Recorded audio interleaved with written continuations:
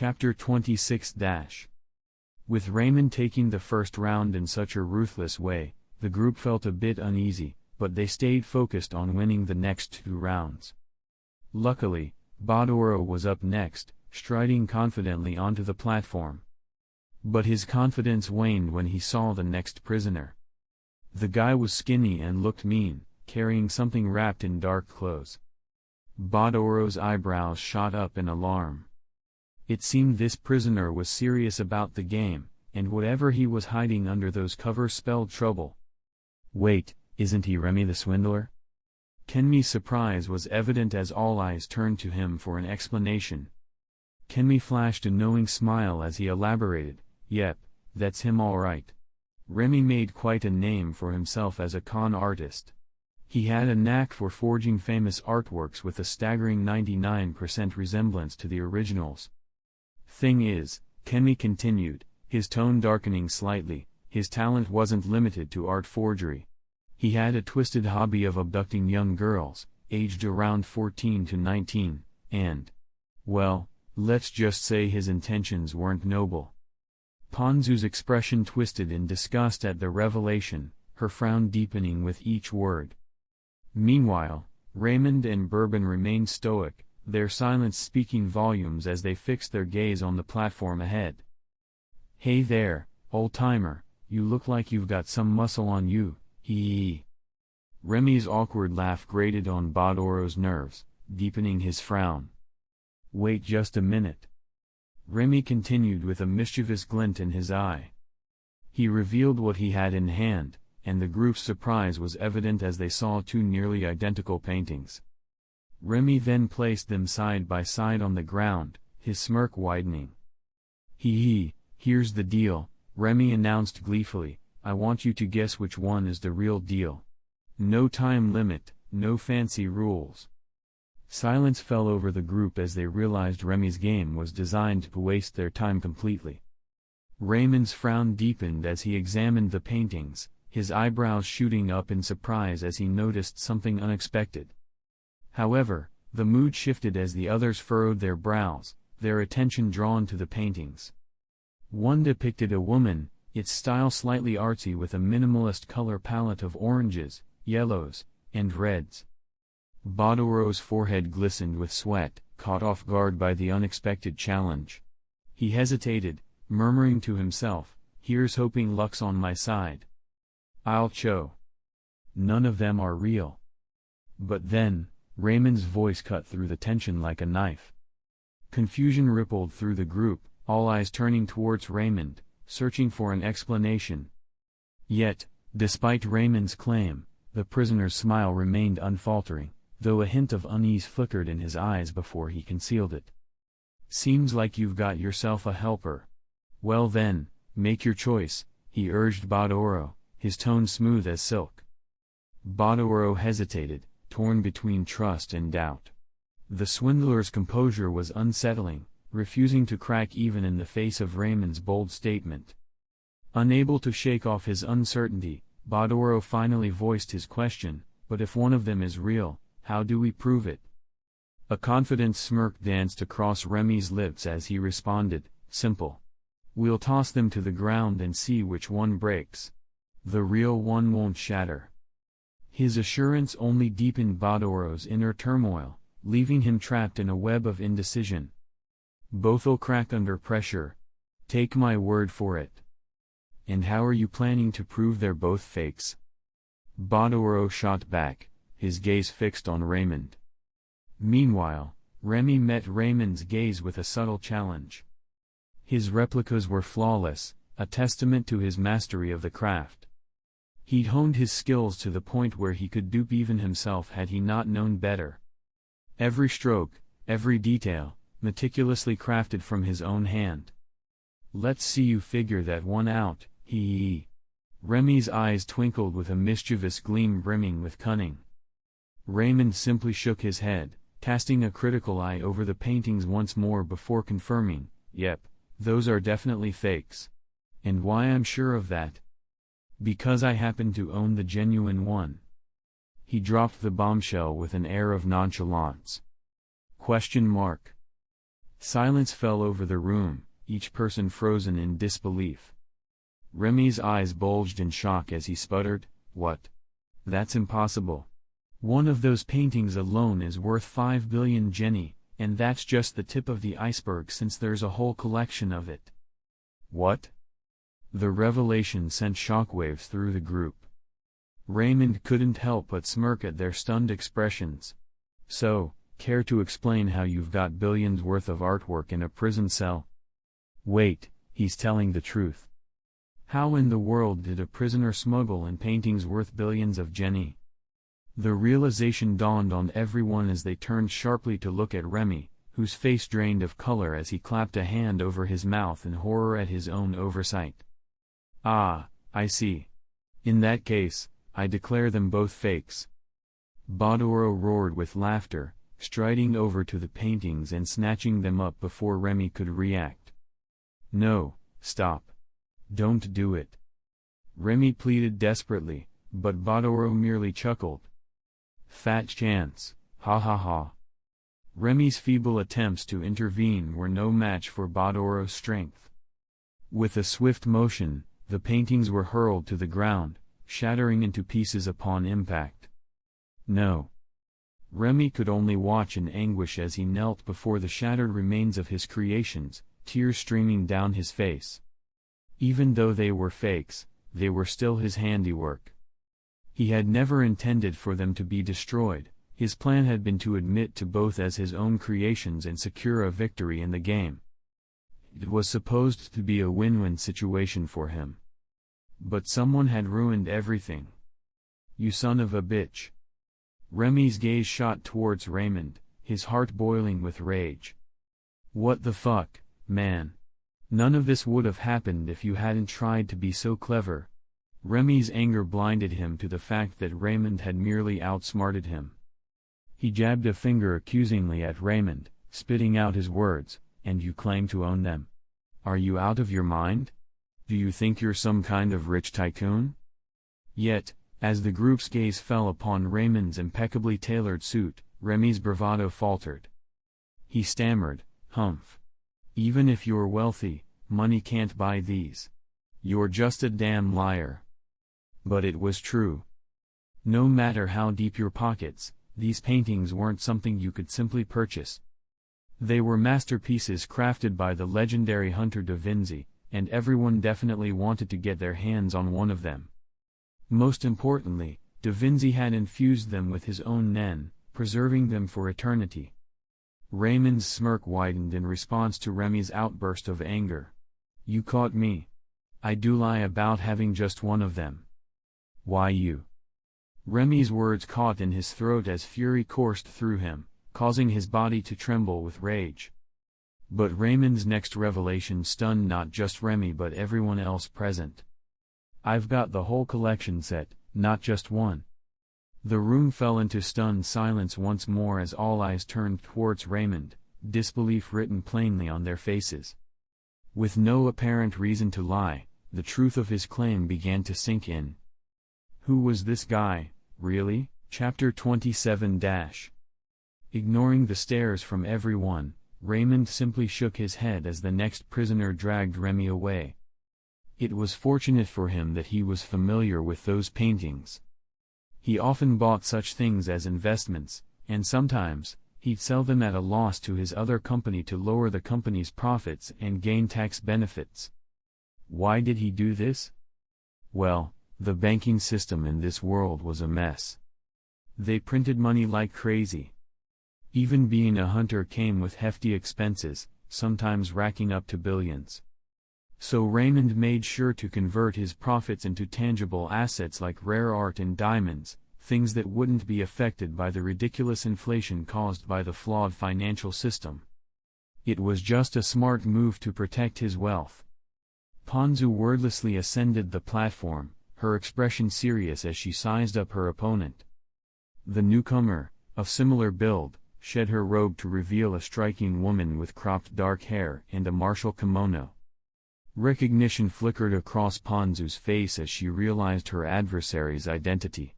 Her demeanor shifted to one of solemn acknowledgement. "Oh? Seems like you recognize me, little girl. Standing before her was Nohura from Japan, a famed ninja akin to Hanzo. However, unlike Hanzo's path of honor, Nohura had embraced the life of a thief, earning infamy for her exploits across the globe. With a reputation for cunning deceit and unmatched agility, Panzu braced herself. "All right, let's get straight to the point then." Nohura chuckled as she explained, "My game was simple, we're going to try to knock each other out inside my smokes."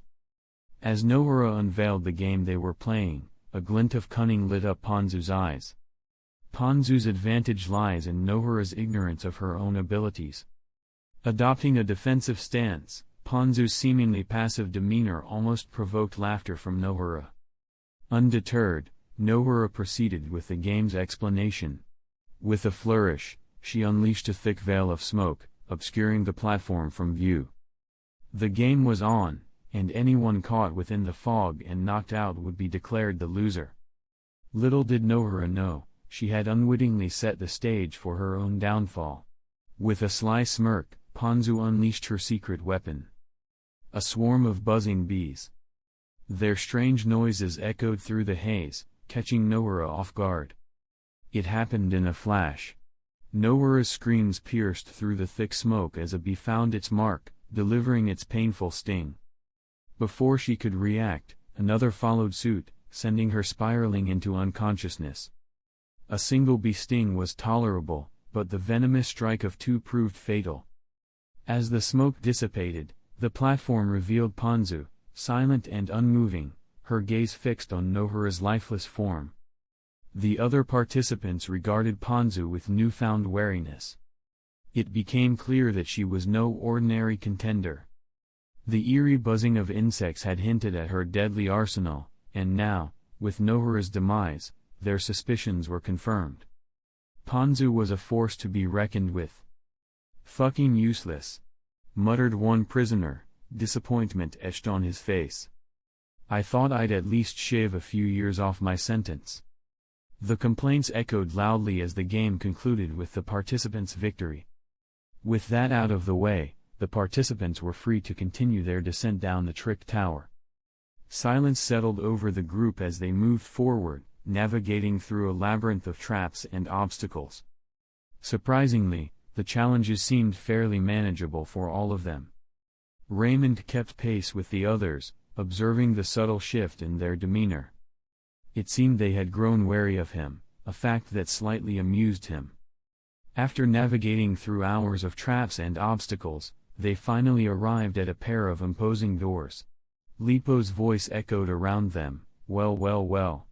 Welcome, everyone. These doors mark the final hurdle of your test. Congratulations on making it this far."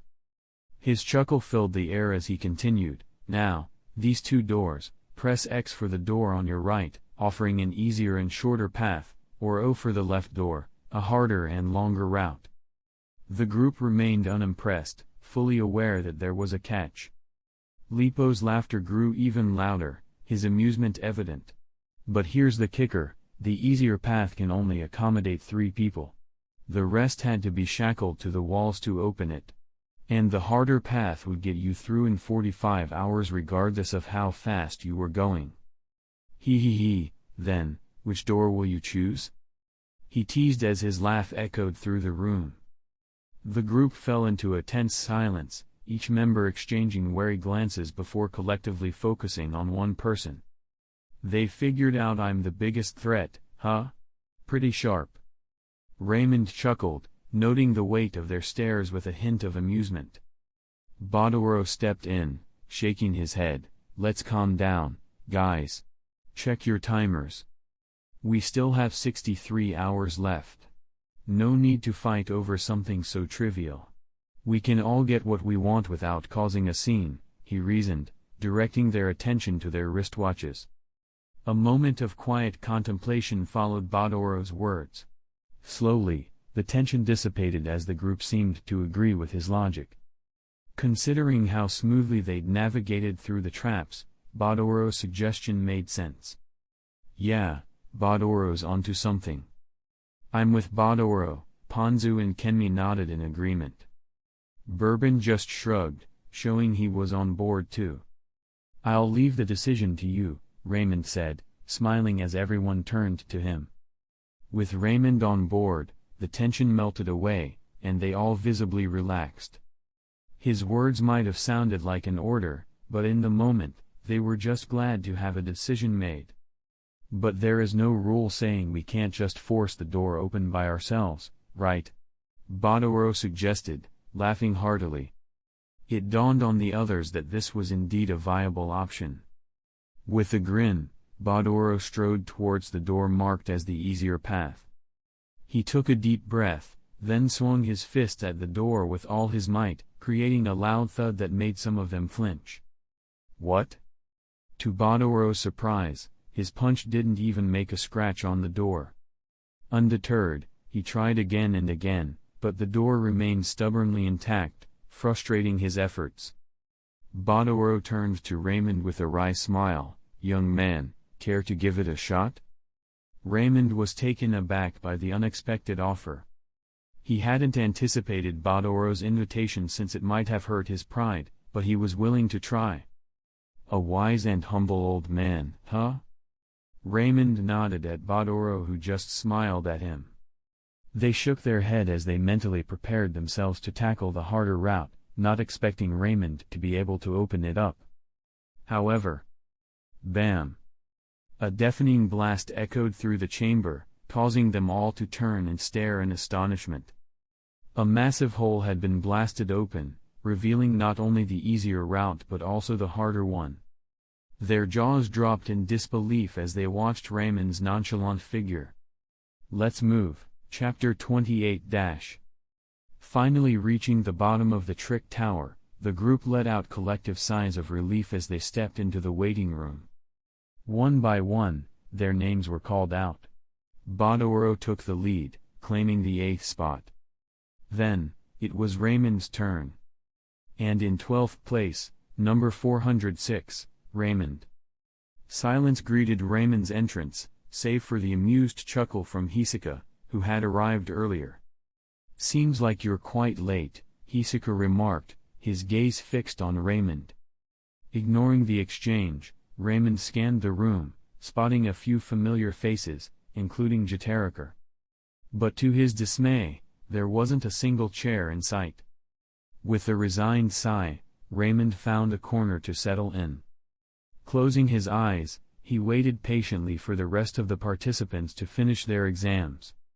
As Gon's group battled their way through the challenges, they eventually emerged victorious, albeit with a penalty for betting on their time, an additional 50 hours added to their tally.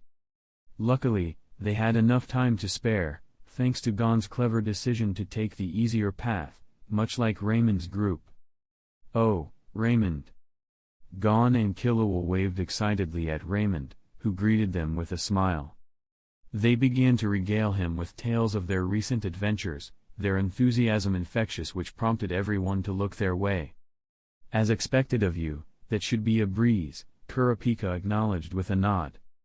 Raymond chuckled, "I've got some pretty great teammates." "You're lucky.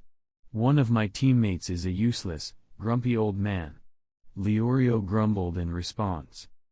His complaint drew chuckles from those nearby, except Tunpa, who retorted, "Don't forget who made us wait for 50 hours.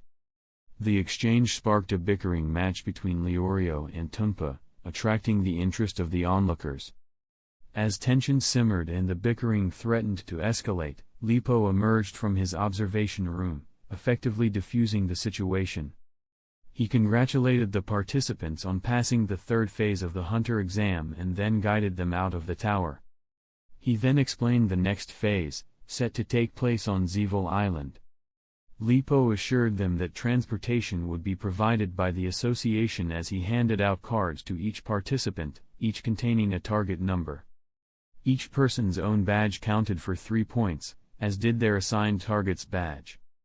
The other badges, apart from theirs and their target, were only worth 1 point each. And, the goal was straightforward. Gather up a total of 6 points. Understanding the rules of the game, everyone quickly stashed away their badge numbers for safekeeping. With their target numbers in hand, they prepared for the next phase of the exam. Some wore furrowed brows, others displayed hints of satisfaction, while most adopted a nonchalant demeanor, masking their emotions behind a poker face. "Number 80, huh?" Raymond murmured as he recalled the red-haired female participant among them. He had meticulously memorized the badge numbers of all 25 participants who had made it through to the fourth phase. Number 80 belonged to Cyper, a competent sniper with no remarkable traits beyond her skills. With a nod of acknowledgement, Raymond immediately crushed the target card in his hand to pieces. As the ship finally arrived, everyone quickly boarded and they set sail towards theFull Island. As they sailed across the sea, a guide congratulated them on passing the third phase and provided them with essential information for the journey ahead. However, amidst the guide's instructions, the attention of everyone seemed to be focused on a particular individual, namely Raymond. The reason for their attention was mainly because, "Raymond, why haven't you taken off your badge like everyone else?" Gon asked curiously, eyeing Raymond's badge number still neatly pinned to his suit. Killua was intrigued as he leaned in. He himself had hidden his badge just in case. So, Raymond's act had piqued his interest. 1. My regular pockets and some customized ones in my vest were already packed, so I just left it there. Raymond explained. Full? What are you carrying? Weapons? Killua inquired, sounding genuinely curious. Raymond recognized Killua's question as a way to gather information about potential threats within the exam, including himself. He chuckled before replying, I brought some spices. Huh? Gon and Killua blinked in surprise, their expressions puzzled. Did I hear that correctly? We're heading into a life or death situation, and he's worried about spices? He seems wealthy, probably clueless about real challenges in life. The murmurs of disapproval echoed among the other participants, excluding Raymond's former group members in the last phase. Noticing the judgmental glances from the others, Illumi and Hisoka remained silent, observing quietly. Meanwhile, Raymond was unperturbed by the criticism and simply chuckled at Gon and Killua's further questions and patiently answered them. Stranded on a deserted island, Raymond had thought ahead and brought along a supply of spices. Considering his past as a beggar, even when he had only experienced it through inherited memories, Raymond had developed a strong taste for flavorful food and refused to settle for bland meals or scrounge around the island for seasoning. Unconcerned about the possibility of others targeting his badge number. In fact, Raymond even welcomed any potential challengers. And talking about the one targeting his number, Raymond just shook his head. During the distribution of target numbers by Lipo, Raymond couldn't help but notice an intense stare directed his way from someone he knew quite well. Sensing the subtle glance directed at him, he turned his gaze. With a knowing smile, Raymond met Kenmi's eyes, causing the latter to visibly tense up. It was clear that Raymond was aware of who had their sights set on him. He knows. Kenmi silently exclaimed in his mind, shaking his head in frustration. Realizing that he had been too obvious when examining the target card earlier, Kenmi cursed his own foolishness. He understood that Raymond's strength far surpassed his own. I suppose I'll have to target 3 people instead. Recognizing that he stood little chance against Raymond's formidable abilities, Kenmi sighed inwardly and made a silent decision. As the ship finally docked on a small pathway alongside the island, everyone peered eagerly at the unfamiliar terrain. All right, now it's time to disembark one by one, starting with the contestant who took the least time to complete the third phase. Their guide, Kara, announced. We'll wait for 2 minutes between each participant, she continued, ensuring fairness. Nodding in agreement, the contestants watched as Hisoka was beckoned forward to begin his journey. Only 20 minutes, huh? Raymond murmured, eyeing Jataraker as he ventured onto the island after 2 minutes had passed. A smirk tugged at Raymond's lips, plenty of time to cover his tracks. "But it's making my hunt all the more interesting," he added, excitement sparking in his eyes. Chapter 29 Next up, please. Finally, it was his turn. Raymond stepped forward, bidding farewell to Gon and Killua, who waved enthusiastically. With a shake of his head, Raymond headed into the forest. As he entered, he was greeted by a lush green landscape teeming with wildlife. The sunlight filtered through the dense trees, casting shadows on the ground. The chirping of birds, leaf rustling, and distant calls of wild creatures create a peaceful atmosphere. After hours of walking through the vibrant forest, Raymond finally reached a towering tree. He leaped from branch to branch with agility and skill, swiftly going up to the treetop. This island seems much larger than I anticipated," Raymond remarked, surveying the sprawling greenery before him. Raymond's brow furrowed in frustration as he surveyed his surroundings. Despite his keen senses and wide range of perception, he couldn't detect any trace of the rat he was looking for, Illumi Zoldyck. "I guess it was given that he was this cautious," Raymond muttered to himself. The rat was, after all, a capable assassin. Despite his efforts, he couldn't find any signs of Illumi Zoldyck, who was using the alias Jeteriker. Tracking wasn't truly his strong suit, as he didn't have any related abilities. He was usually confident in his perceptions, but they seemed to fail him in this situation. Raymond wondered if he had underestimated Zoldyck or if luck simply wasn't on his side this time.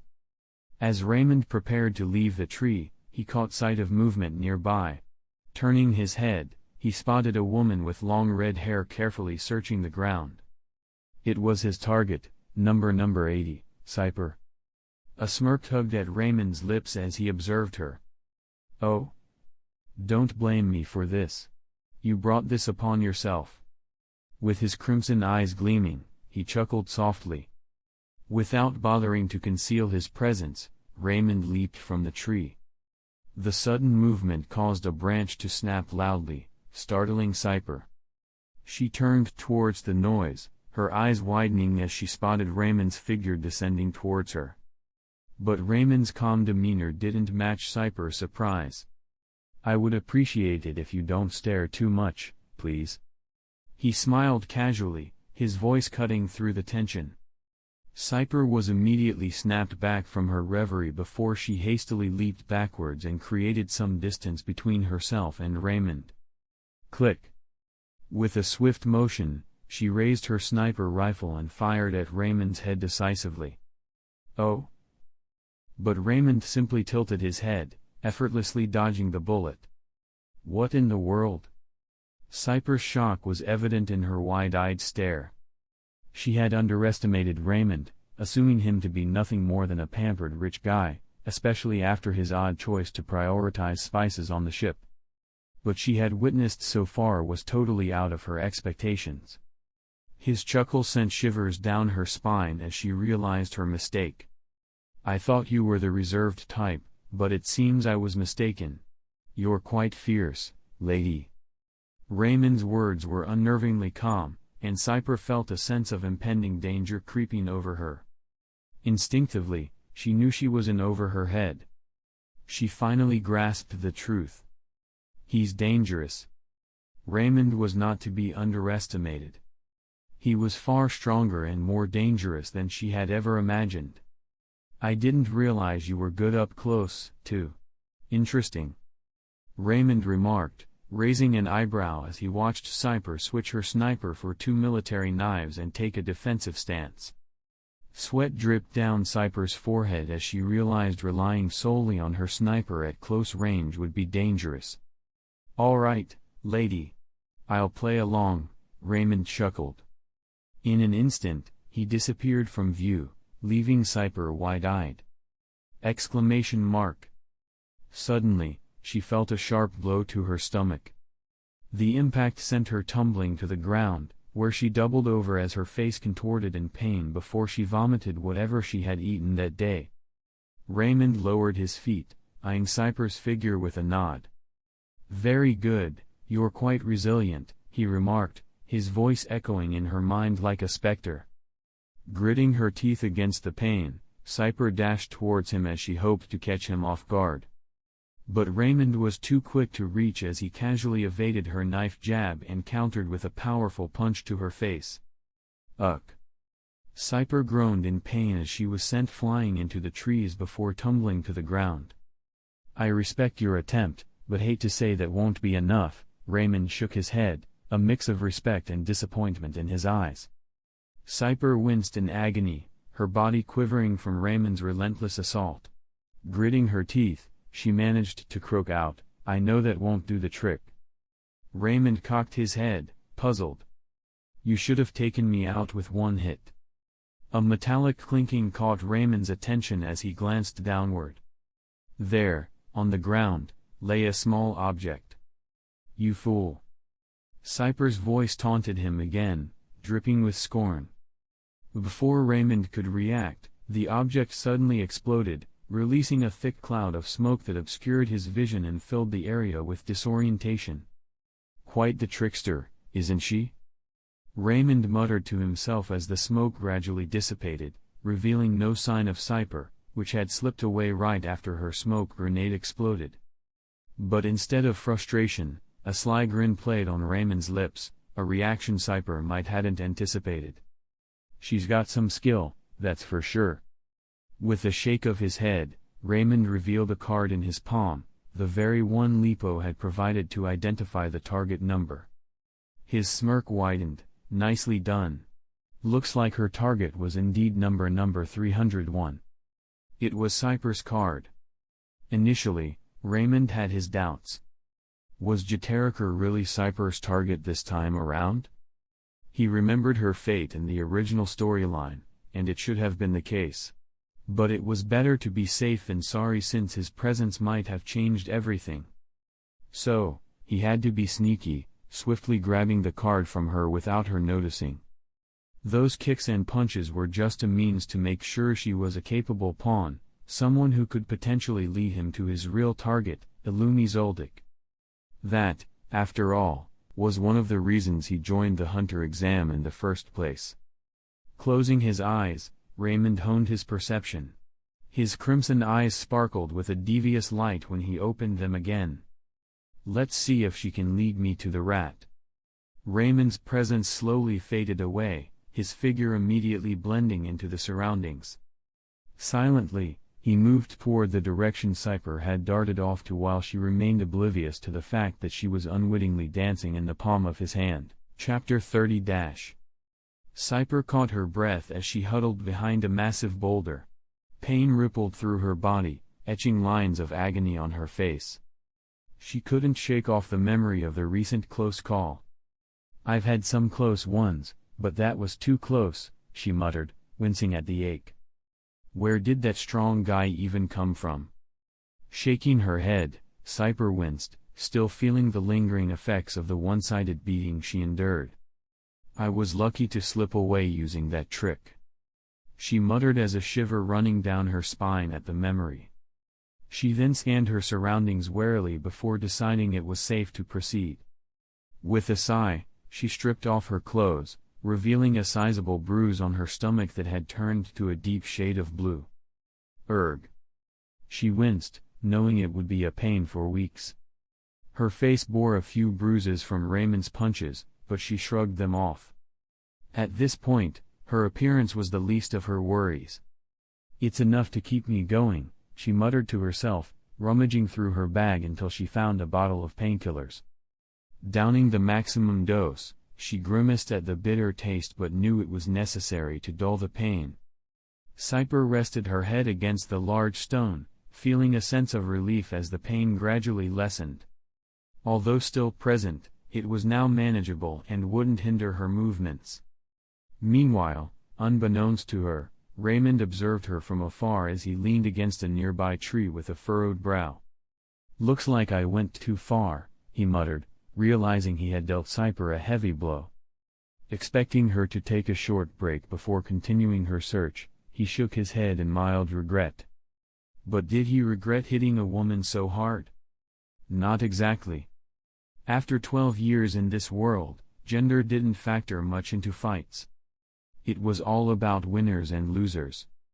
With that in mind, Raymond stayed hidden, observing Cypher from the shadows. Time passed slowly until he noticed she slowly made some movements, indicating she was ready to continue her tracking. Raymond's crimson eyes remained fixed on Cypher as he trailed her silently from the shadow, staying hidden as she moved forward. She was completely unaware of his presence. Time dragged on, with minutes feeling like hours, and hours stretching into a full day. Cypher's frustration grew evident as she struggled to pick up any leads on her target. Raymond observed her closely, his expression turning into a frown. Can she even do this? He muttered doubtfully, his uncertainty growing with each passing moment. However, as if answering his doubt, Cypher's expression suddenly shifted as she had seemingly spotted something. Raymond quickly extended his senses outward, detecting subtle movements nearby. He watched as Cypher made her way to a higher vantage point with a frown before his expression eased.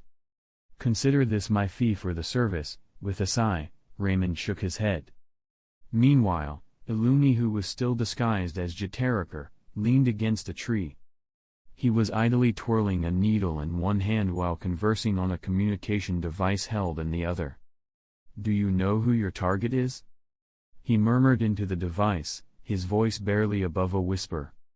Meanwhile, Cypher had positioned herself in a prime vantage point, her sniper rifle trained directly on Illumi's head. No, I don't. Do you want me to tell you? Illumi's demeanor shifted suddenly, his gaze sharpening as he continued speaking with Hisoka through the device, realizing they had an unexpected visitor. I don't care about that. I'm more interested in finding someone. Someone? Yes, someone I badly wanted to fight with. Illumi's brow furrowed in confusion as he heard Hisoka's sudden crazed laughter through the communication device before the line went dead. Shaking his head, Illumi dismissed the odd exchange and refocused on his surroundings. Cypher smiled as she thought she had the upper hand before she froze in shock as Illumi swiftly turned his head toward her. What? In a split second, he swung the needle in his hand at her with such speed that even a bullet wouldn't have a chance.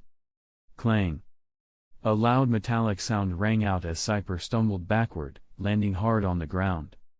She watched in disbelief as Illumi's needle was deflected by a kitchen knife, bouncing into the air before being caught by a hand. Why you? Well, what a surprise! Raymond's calm voice interrupted the tension as he examined the needle closely, noting a faint hint of nen, likely tied to Illumi's abilities. Huh? Illumi frowned as he witnessed his attack being blocked by the very person he had been most cautious of in the hunter exam. Meanwhile, Cypher stood stunned, amazed that the one targeting her had just stepped in to save her. This isn't charity. You owe me. Hand over your badge. Raymond's voice was calm but resolute.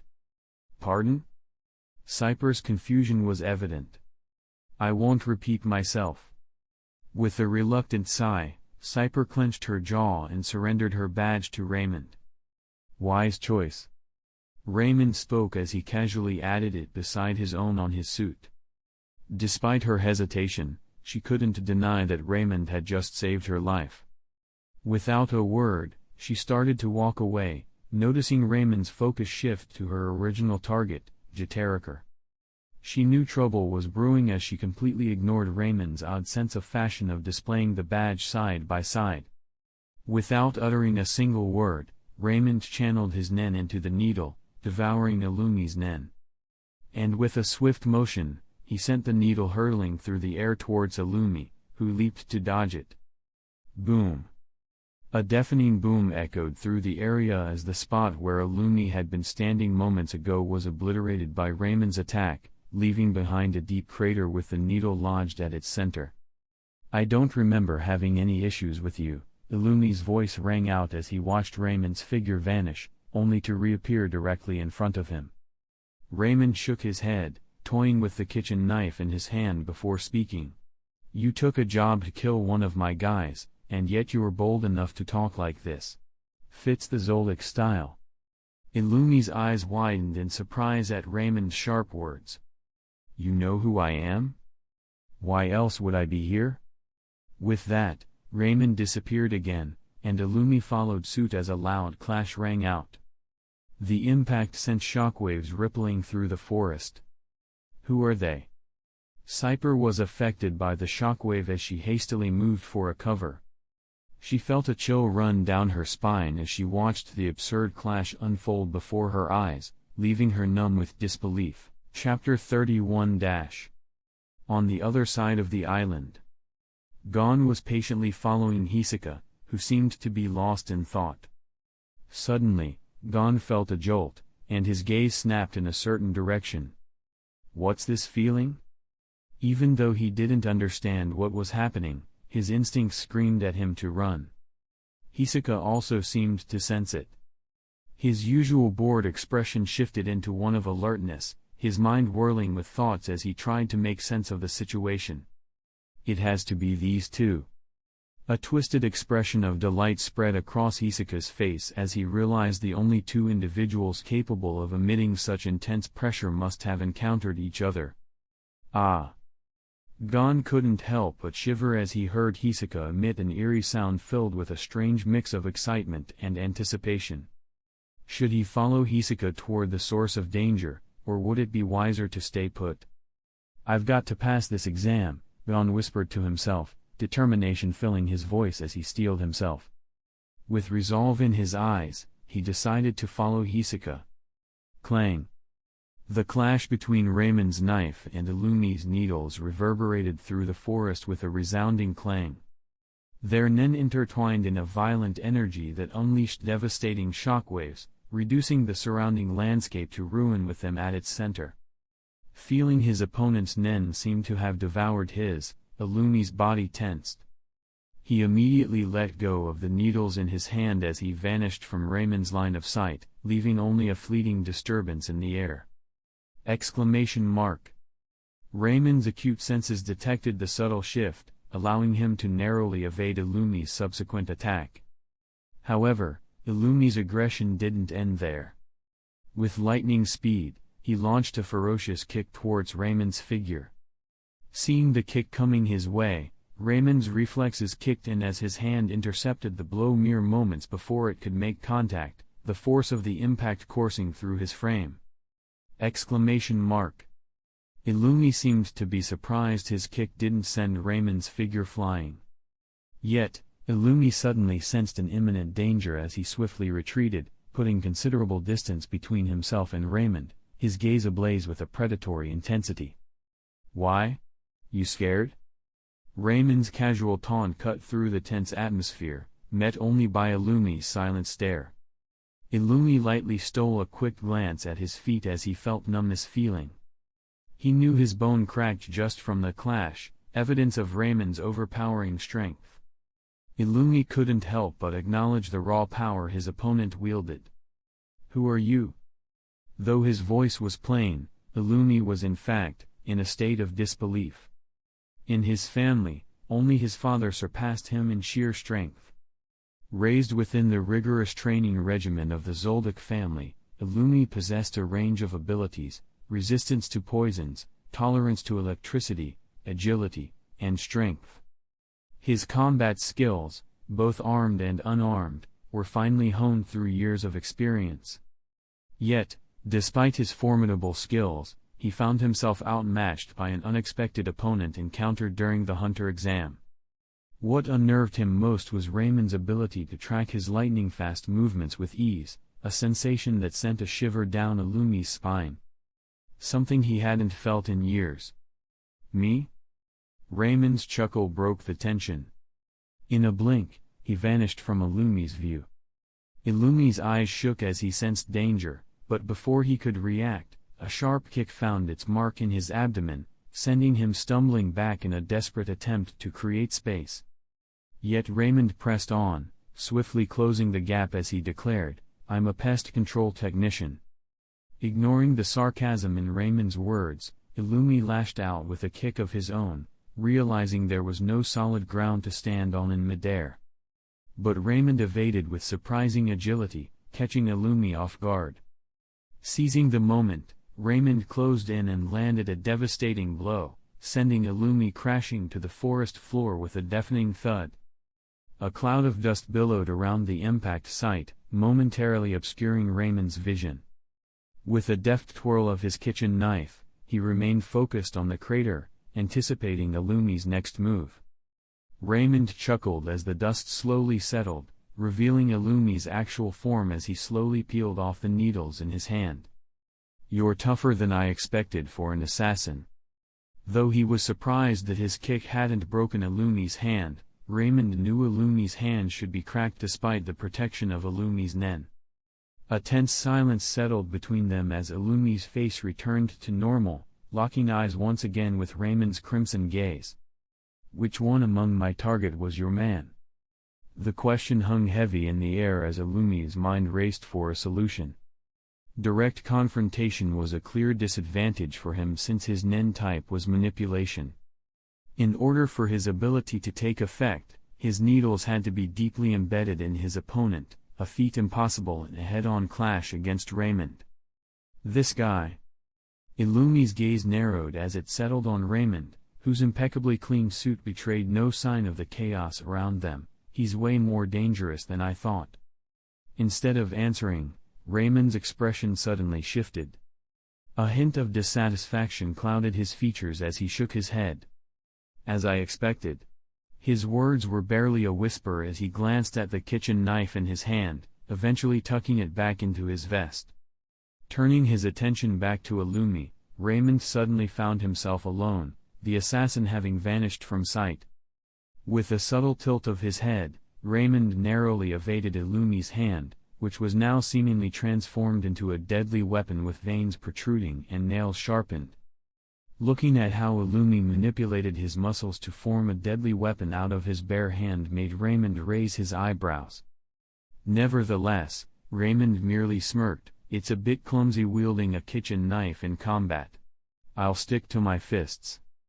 Unfazed by Raymond's commentary, Illumi continued his relentless assault, their clash decimating the surrounding environment with each blow. Yet, as the battle raged on, Illumi came to a startling realization. Raymond was only employing basic nen techniques. And he was still overpowering him.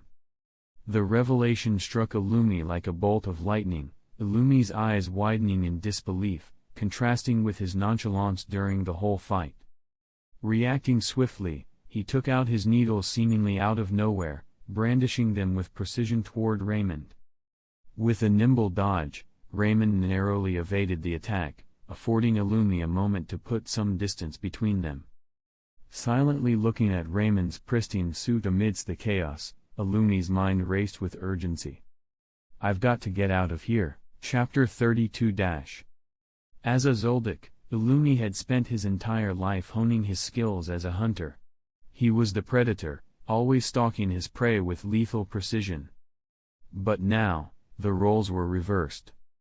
For the first time, Illumi found himself in the position of the hunted, his mind racing as Raymond closed in on him with deliberate steps. Considering Raymond's apparent importance, Illumi racked his brain, trying to recall the few high-profile targets he had recently eliminated. Most of them had been carefully chosen, with Illumi ensuring he had all the necessary background information before making his move. Yet, ultimately, Illumi cared little about the identities of those he killed. As long as the payment was received, their lives held little significance to him. A name suddenly popped into Illumi's head, a person with a mysterious background that didn't quite fit his status. Most people with high standing usually had a clear background after all. "Was your guy the new mafia boss in York New City?" Illumi's voice was measured, his body bracing for Raymond's response. Raymond's eyebrows lifted in surprise, and he paused in his tracks. After a moment, he chuckled and replied, "Could be." Though Raymond didn't outright confirm it, Illumi's gut told him he was right. The pieces were starting to come together. "This guy isn't your average Joe," Illumi muttered, effortlessly conjuring needles seemingly out of nowhere. Considering the caliber of Raymond's subordinate, Illumi realized the man before him was no pushover. He definitely had some serious backing. Doubt he's stupid enough to tangle with a Zoldyck, Illumi thought to himself, resolving to uncover the man's identity later. After this, I'll take down every last one of your lackeys. Illumi's voice was chillingly cold. With 3 needles gripped between each finger on both hands, he was ready for whatever came next. Still considering the current situation, Illumi pondered changing his commission-accepting tactics to avoid running into troublesome individuals like Raymond in the future. Despite the uncertainty surrounding Raymond's abilities, including the potential use of his unknown Hatsu, Illumi remained confident in his ability to survive. Even though Raymond's Nen seemed to overpower his own, Illumi was certain he could make it out of the battle in one piece. While Raymond's attention seemed dedicated to his clash with Illumi, his senses were sharply monitoring the people encircling them who observed their battle closely. These individuals wore black suits, sunglasses and earpieces. Their tense postures betray their efforts to blend into the surroundings and avoid the shockwaves of the battle. That old man sure is going all out in monitoring me. Raymond knew they were hunters from the Hunter Association. Aware of Netero's shrewdness, he was certain the old man would employ every means at his disposal to keep a watchful eye on him. Let's see, Raymond muttered, taking a step back to dodge Illumi's incoming needles as both fighters vanished from sight. Their battle raged on, with Raymond swiftly evading the flying projectiles aimed at him. With a quick maneuver, he knocked Illumi's wrist, causing him to lose control of the needles. But Illumi was quick to counter, launching more needles while dodging Raymond's attacks. Yet, in the blink of an eye, Raymond appeared beside him as he delivered a powerful blow that sent Illumi crashing through the trees, smashing through dozens of them without pause. Illumi blocked a kick aimed at his head with his hand without changing his expression. Raymond pressed on, his figure darting towards Illumi sprawled on the forest floor, aiming to deliver a decisive stomp upon him. But before Raymond's foot could make contact, Illumi vanished. Boom! The impact of Raymond's stomp echoed loudly as it crashed into the ground, leaving behind a gaping crater where Illumi had once been. Observers from the Hunter Association couldn't help but gulp nervously at the display of power.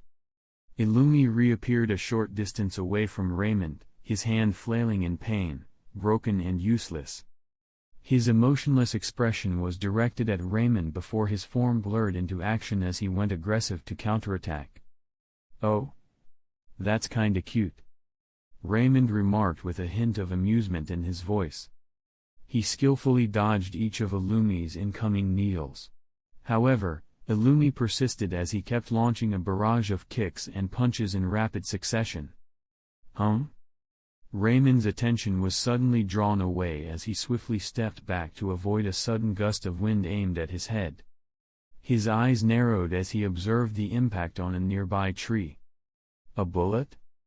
Taking advantage of Raymond's distraction, Illumi silently appeared at Raymond's side, delivering a powerful kick that sent Raymond flying through the trees. Illumi almost broke his emotionless facade. He was surprised that his sneak attack didn't catch Raymond off guard. Illumi noticed Raymond had quickly raised his hand to block the kick he sent. Meanwhile, Raymond quickly regained his footing. He was frowning as he turned to face Illumi. Sigh. With a slight tilt of his head, Raymond effortlessly evaded another bullet. His gaze sharply caught onto the source of the attack. Sure enough, Sniper's figure was visible in the distance, ready to snipe him from afar. Is that your ability? Raymond noticed some needles lodged between her forehead as he turned to look at Illumi with a serious expression. Illumi remained silent, causing Raymond to shake his head once more. Well, you're pretty clever. I suppose that's why you've managed to survive this long as an assassin. Raymond complimented as he drew his knife, swiftly sending it flying towards Sniper.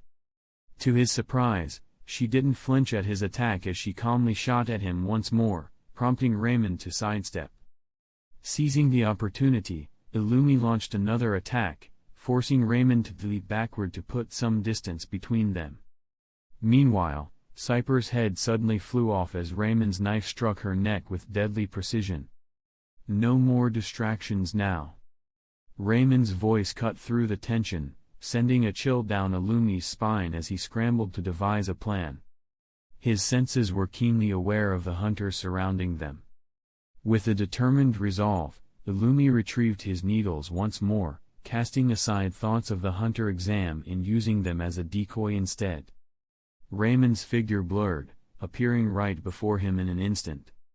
Illumi's eyes suddenly gleamed with a cunning light as he dodged Raymond's attack before retaliating with a powerful strike from his other hand. Raymond's brow furrowed, managing to evade the hand that was protruding with muscle and sharp nails. A sickening crack resonated through the forest as he struck Illumi's hand, now rendering both of Illumi's hands useless. "What the hell are you doing?" Raymond's words were cut short as someone suddenly appeared, causing his pupils to dilate in surprise. He instinctively raised his hand to block the incoming kick aimed at him. But before Raymond could comprehend what was happening, the attacker smirked and vanished.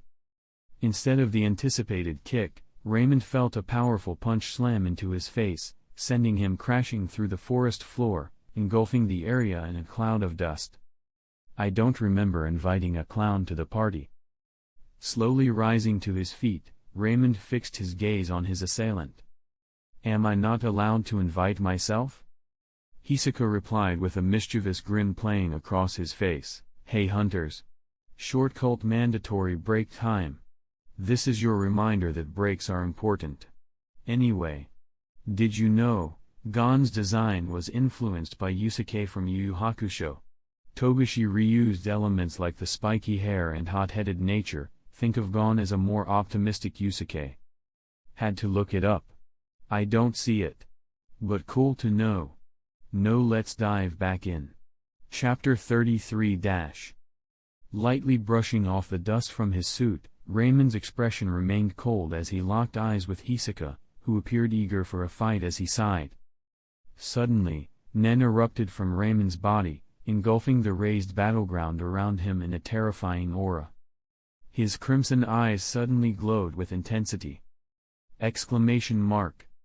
Hisaka couldn't help but feel his body tremble under the overwhelming pressure of Raymond's dominating Nen. Such beautiful eyes. Hisaka felt a shiver crawl down his spine as he locked eyes with Raymond's captivating crimson gaze. It was as if Raymond could see right through him, stripping him of anything. His face twisted into a strange expression as he struggled to bear the weight of the terrifying aura. Meanwhile, Raymond looked at his surroundings with his glowing eyes and furrowed his brows in contemplation. Sacrificing his other arm to distract me from the clown's attack was pretty clever. With his eyes illuminated, Raymond could see every trace of Nen around him. He noticed that the purple aura which represented Illumi's Nen had swiftly severed. That assassin had cut off his aura node and vanished during the chaos. This was one of Raymond's Nen abilities. In the past, he could only unleash it instinctively when his life hung in the balance. It took years of practice until he could control it at will. His special eyes required a strong mind to handle the strain of their usage. They allowed him to sharpen his perception, granting him unmatched clarity and the ability to take in every detail without missing a thing. And in recent years, when he trained his Hatsu, Raymond had discovered that he could enhance his unique eyes even further by infusing his eyes with his Nen, as he called it. Gaze of the Sovereign. That's why I hate assassins. They flee the moment their lives are threatened, yet they still harbor vengeance. It was a characteristic Raymond despised, one that often defined the nature of assassins. Raymond shook his head, a cunning gleam lighting up his eyes as his crimson eyes slowly dimmed. "Well, it's not like I was trying to kill him in the first place anyway." A chuckle escaped him, everything unfolding according to his calculated plan. Yet, his satisfaction turned to mild annoyance as he glanced at Hisaka. Forget it, a couple of surprises won't hurt. Raymond had expected their fight to be conspicuous, given the widespread destruction in the forest.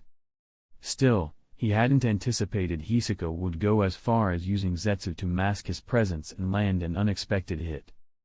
Hisoka's grin widened in response. Meanwhile, not far from the battlefield, Kurapika and Leorio observed with a mix of shock and surprise. Having just wrapped up their skirmish against Tunpa and Sami, they were taken aback by the loud commotion echoing from the nearby forest and went there to check it out.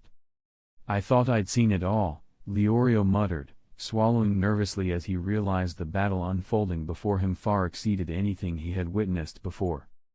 It surpassed even Raymond's clash with Hisoka in the Swindler's Swamp. Kurapika also agreed as they witnessed Hisoka's sneak attack as they all turned solemn. From the outset of the Hunter exam, Raymond had caught Kurapika's attention with his distinct appearance, particularly his piercing crimson eyes that made him shaken. Yet, despite his initial curiosity, Kurapika quickly dismissed the notion that Raymond could be from the Korta clan since he never had any acquaintance among his village that looked like Raymond, leaving Kurapika slightly disappointed. However, as Raymond emanating a pressure enveloping the surroundings, both of them felt shaken to his core. Leorio stumbled backward, his heart pounding in his chest as he landed on his butt. He was trembling with fear. He fought to control his breathing, the urge to flee almost overwhelming. On the side, Kurapika's eyes widened in surprise as they unconsciously began to glow, revealing his scarlet eyes. In that moment, Kurapika's fear was overshadowed by the intensity of his beating heart as he felt a mixture of awe and uncertainty. "Is he?" Kurapika couldn't help but notice the difference in their eyes. His own were a brighter shade of red compared to Raymond's darker hue. Yet, despite this distinction, a glimmer of hope stirred within him at the sight of their similar gaze. "Leorio, Kurapika!" A whisper cut through the tension, causing Leorio to jump and nearly lose his composure. He turned towards Gon, his expression a mixture of relief and anger as he delivered a sharp smack to Gon's face. "Don't scare me like that, you little brat." "Eh? I didn't mean to." "Don't talk back to me." "Gon, did you come to see what's going on too?" Kurapika inquired while Gon was rubbing the back of his head. Gon shook his head. "No, I was just following Hisoka." "Is Hisoka your target then?"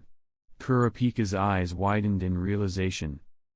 Gon fell silent, and Kurapika sighed, "You're quite unlucky." "Well, why not try to get other numbers instead?"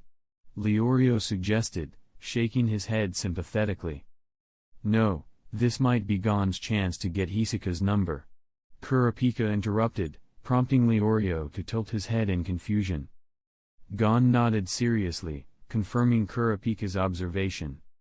As they watched the impending clash unfold before them, Kurapika continued, "If Raymond can defeat Hisoka, Gon might get a free pass." "Wait, so we're gonna spend more time here?" Leorio's face went pale at the prospect of staying longer on such a dangerous battlefield. He would have preferred a quick exit since he was not quite sure of the consequences if they were caught. "If you two want to leave, feel free. I'll try to get close and, if possible, grab his number during their fight," Gon said while shaking his head. Kurapika frowned before saying, "I'll stick around just in case." Feeling pressured to stay, Leorio reluctantly nodded. "Then, I'll stay as well." He swallowed nervously, resigned to staying with his friends despite his apprehension. With a nod of determination between Kurapika and Gon, they slowly moved closer as Leorio clearly shook his head to refute their nod as he followed their steps. "Leave him to me. He's mine," Hisoka declared suddenly. This caused Raymond to look at him with a puzzled expression before shaking his head. "You must have lost your mind to not see that the rat slipped away because of you." "Huh?" As Hisoka turned to find any sight of Illumi, his expression froze. He was too excited that he didn't realize that Illumi had used him as a distraction to escape, Chapter 34 - Not a very funny joke for a clown, Raymond remarked, shaking his head. Hisaka's so-called partner had manipulated him into being a distraction, immediately thinking of slipping away the moment Illumi caught sight of him behind Raymond.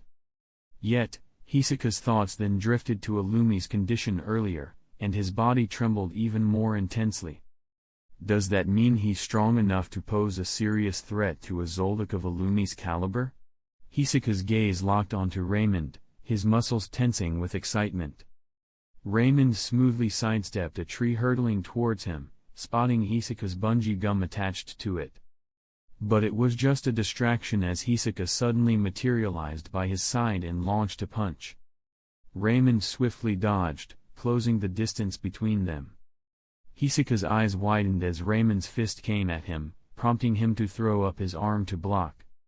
Though he managed to deflect the blow, the force of it sent Hisaka crashing to the ground with a resounding thud. Grimacing, he quickly leaped back to his feet, brushing off the impact as if it were nothing. "Ah, delightful pain," Hisaka muttered, excitement dancing in his eyes as he felt his arm numbed from the impact. "This is going to be quite annoying." Meanwhile, Raymond frowned as he realized that Hisaka was much tougher than Illumi. That punch would have likely broken Illumi's arms if he had blocked it the same way. Thinking back on Hisaka's abilities from his knowledge and the information his subordinates had gathered on notable individuals, Raymond knew it would be challenging to defeat Hisaka without exposing his full strength. I need to come up with a way to take down someone like him without revealing everything," Raymond muttered to himself, sighing. He was still cautious, knowing that other hunters from the Hunter Association were nearby. Revealing his full capabilities prematurely was not something he wanted to risk. "Then, what should I do with you?" Raymond's eyes gleamed as he pondered his next move, recalling the information he had received prior to the Hunter exam. But then his expression darkened as he noticed a flurry of cards coated with Nen heading his way. He quickly dodged them, leaping backward to evade the attack. "Ah, this is it. Such an excitement!" Hisaka shouted excitedly, seizing the chance to dash towards Raymond with a crazed look in his eyes. Hisaka unleashed a powerful whirlwind kick aimed at Raymond's abdomen while Raymond countered with a swift kick of his own. A look of surprise flashed across Hisaka's eyes as he felt his bones creaking under the force of Raymond's blow. Kiki. But Hisaka wasn't finished yet. The card he had launched earlier streaked through the air towards Raymond with incredible speed, blurring in its trajectory. Hisaka seized Raymond's leg, locking him in place and leaving him vulnerable to the incoming attack. Considering the card's speed and his lack of preparation, Hisaka knew that trying to catch them barehanded would come at a costly price. "You've learned from your mistakes, haven't you?" Raymond remarked, noting that the cards were attached to Hisaka's own body. The attack wasn't aimed at him at all but at Hisaka himself. Suddenly, Hisaka felt a surge of alarm as Raymond's eyes glowed once more. In his perspective, a vivid crimson hue enveloped everything, reflecting the color of his gaze. In this surreal moment, time itself seemed to bow to Raymond's will, slowing down to a crawl as his thought process accelerated and heightened his perceptions. This allowed him to perceive the minutest details clearly. With hands infused with his Nen, Raymond swiftly seized the incoming cards. Each one gripped firmly as a surge of Nen erupted from his arms. His aura devoured Hisaka's bungee gum, allowing him to swiftly swat away the remaining cards that he couldn't catch. They sliced through the trees with precision as they veered off course.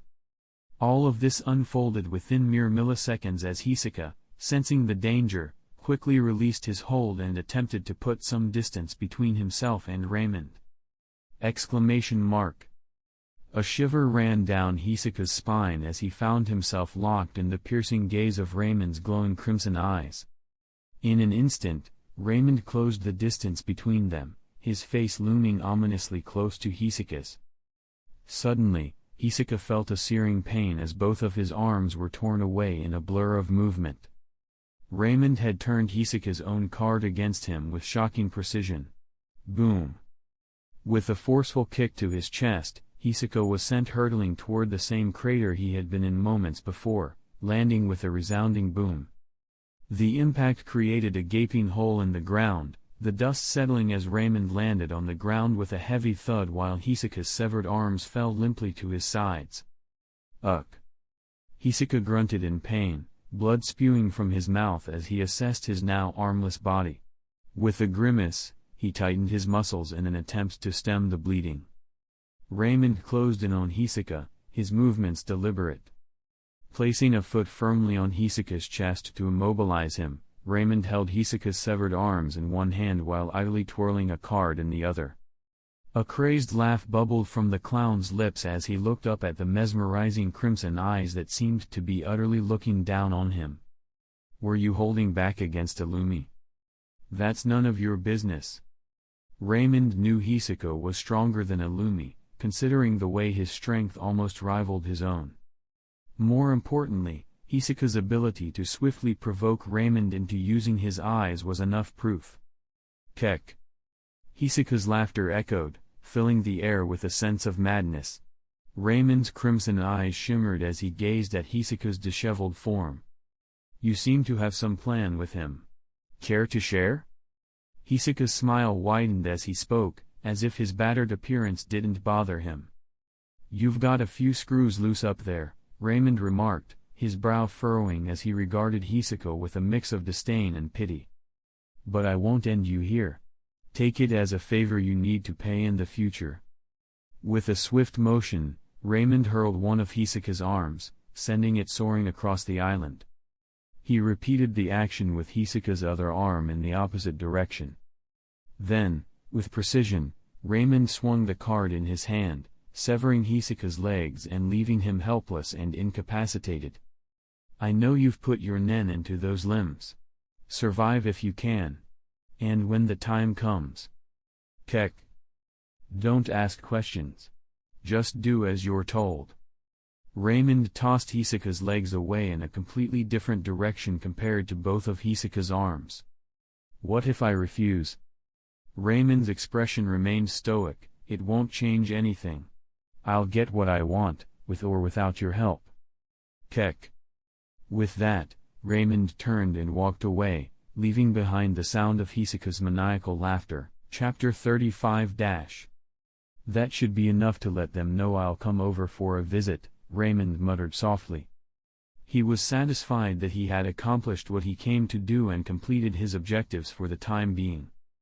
Despite the minor damage to his blazer, he shook his head and proceeded to take the badges on his blazer before tossing it away. "Raymond." As he put the badges on his vest, he heard a cheerful and excited voice calling out to him. Raymond turned his body as he heard someone calling his name. He spotted Gon and the others making their way through the raised forest. Their footsteps echoed softly. "Raymond, are hunters usually this strong?" Gon asked with a mix of curiosity and amazement at what he just witnessed. "Well, you can say so," Raymond replied with a chuckle, noticing the speechless reactions of the others beside Gon. Gon's excitement was evident as he jumped around, asking, "Really? So, can I become as strong as you?" Raymond nodded with a smile. "Of course, Gon. As long as you put in the work, anything is possible." Yet, beneath his encouraging words, Raymond couldn't shake the thought of Gon's father, Jing. He wondered in interest, was Jing as formidable as Netero? Meanwhile, Leorio shook his head and muttered, "Maybe I should consider becoming a gourmet hunter." Kurapika was usually quick to respond. But he remained silent this time, lost in his own thoughts. He watched Raymond intently, his expression was a mix of emotions. Though he appeared more collected now as his scarlet eyes was nowhere to be seen, there was still a hint of turmoil in his eyes. After a pause, Kurapika found his voice, trying to draw Raymond's attention. "Raymond. Are you from the Korta clan? I know about the tragedy that befell your clan. It's unfortunate."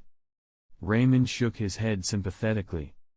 Kurapika's eyes flashed with emotion as he heard about his clan, the intensity of his feelings evident in his gaze as his scarlet eyes emerged. Raymond couldn't help but admire the beauty of Kurapika's eyes, understanding why they were coveted by many. "I understand how you feel, but I'm not part of your clan," Raymond explained calmly. "I see." Kurapika's disappointment was evident as his eyes dulled in response to Raymond's revelation. Leorio glanced at the gaping hole where Hisaka had been. "Is he gone for good?" "That clown's like a stubborn cockroach," Raymond replied, shaking his head. He then turned to Gon. "He should be your target, right?" "Eh?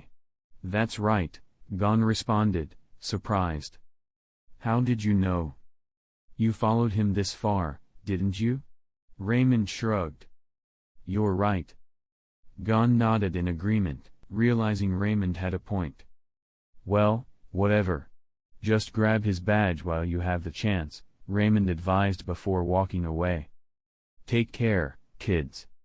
"You too, Raymond." Gon, Leorio, and Kurapika watched him go, slowly disappearing into the forest. "Let's go for Gon's target first," Kurapika suggested, and everyone nodded in agreement. They cautiously made their way toward where Hisaka should have been lying. As they approached, a silence fell over the group. Hisaka's limbless form lay before them, wearing a smile as if nothing were amiss. "Well, well, well. Look who it is," Hisaka greeted them with a smirk, his voice oozing with unsettling charm.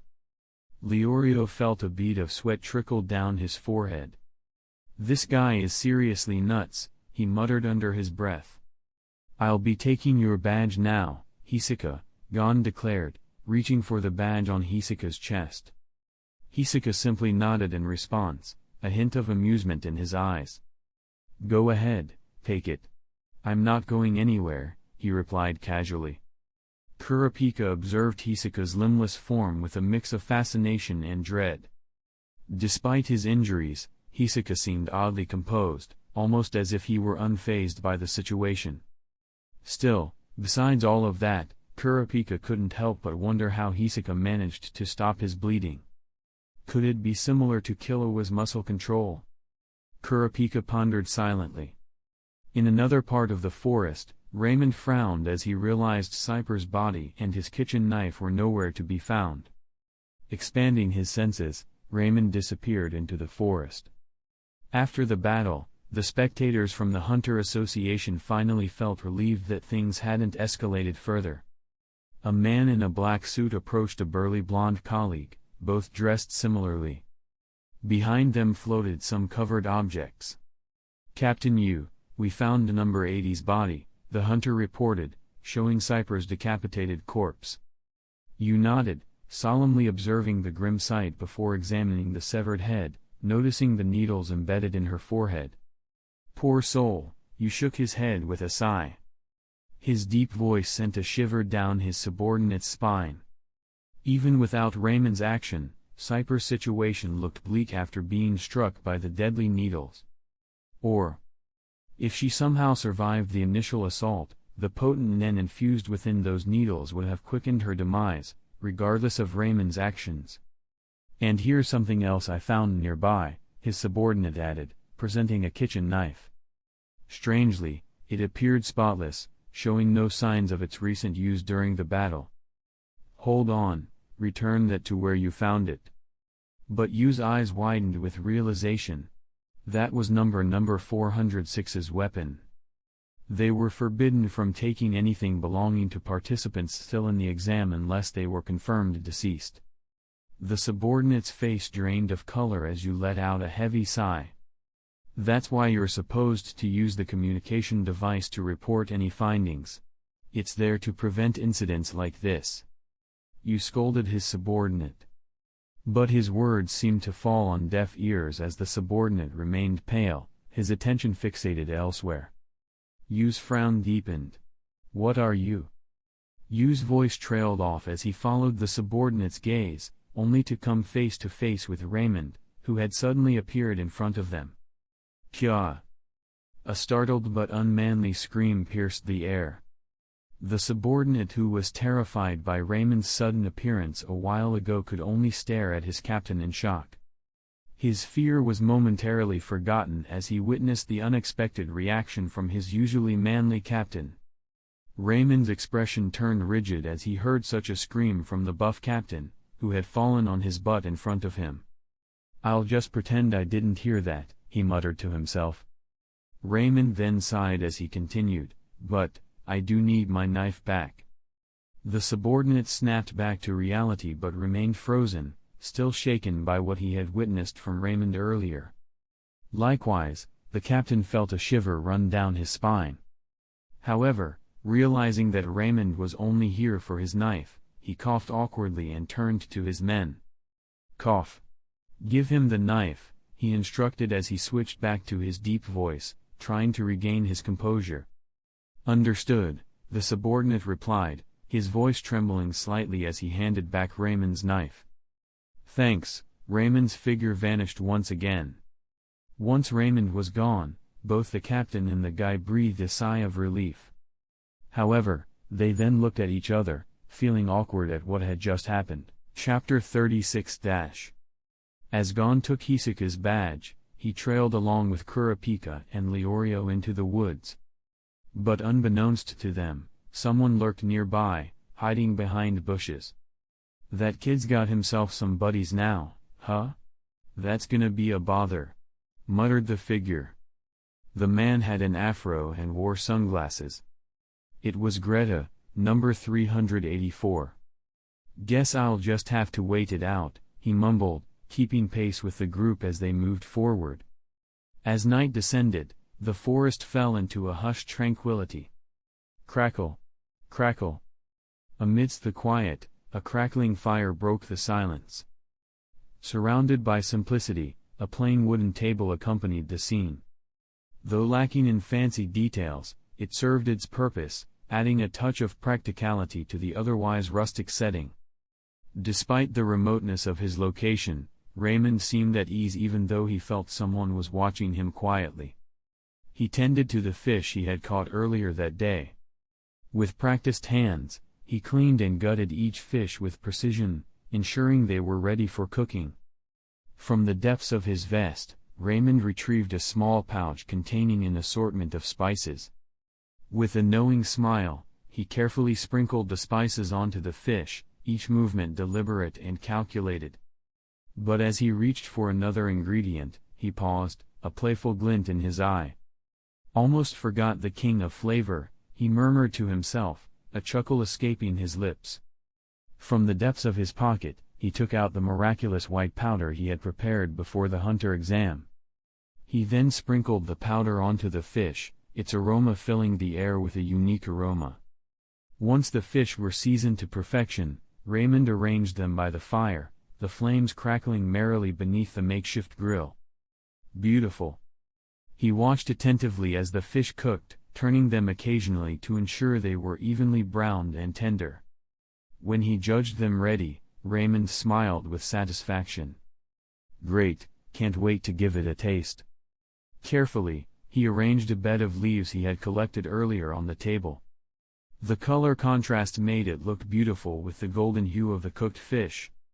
With a smile, he placed each fish on top, their fragrant aroma mingling with the scent of the forest around him. "Raymond?"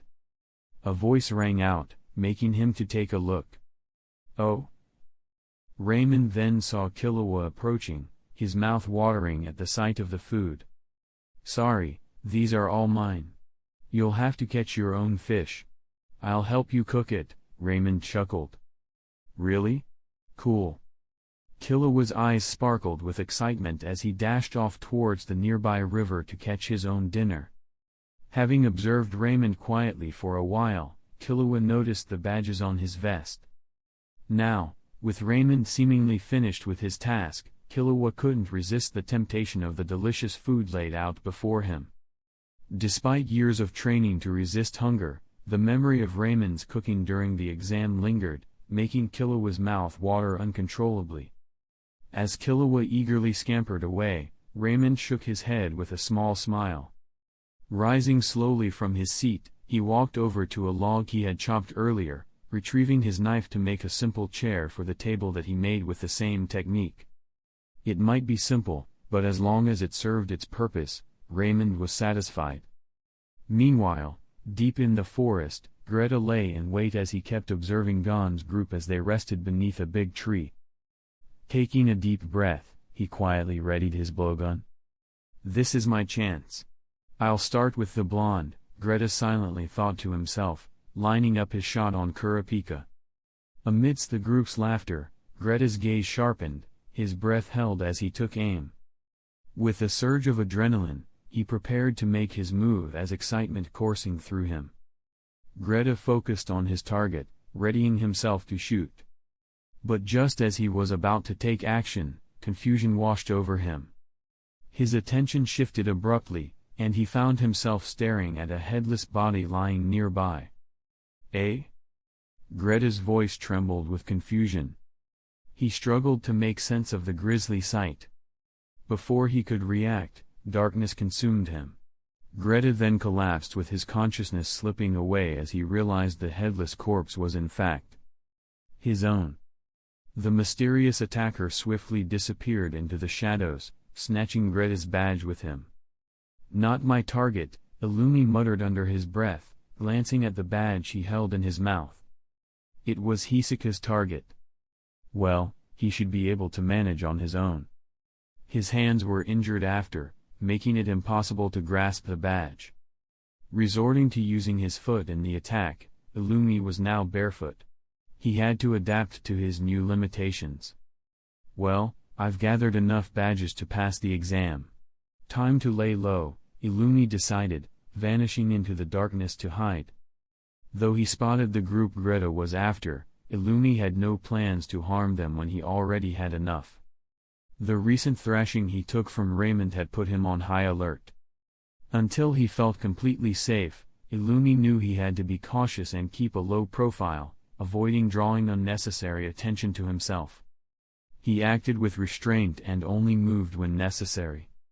Illumi took great care to hide himself, sometimes trailing random participants he encountered before making his move.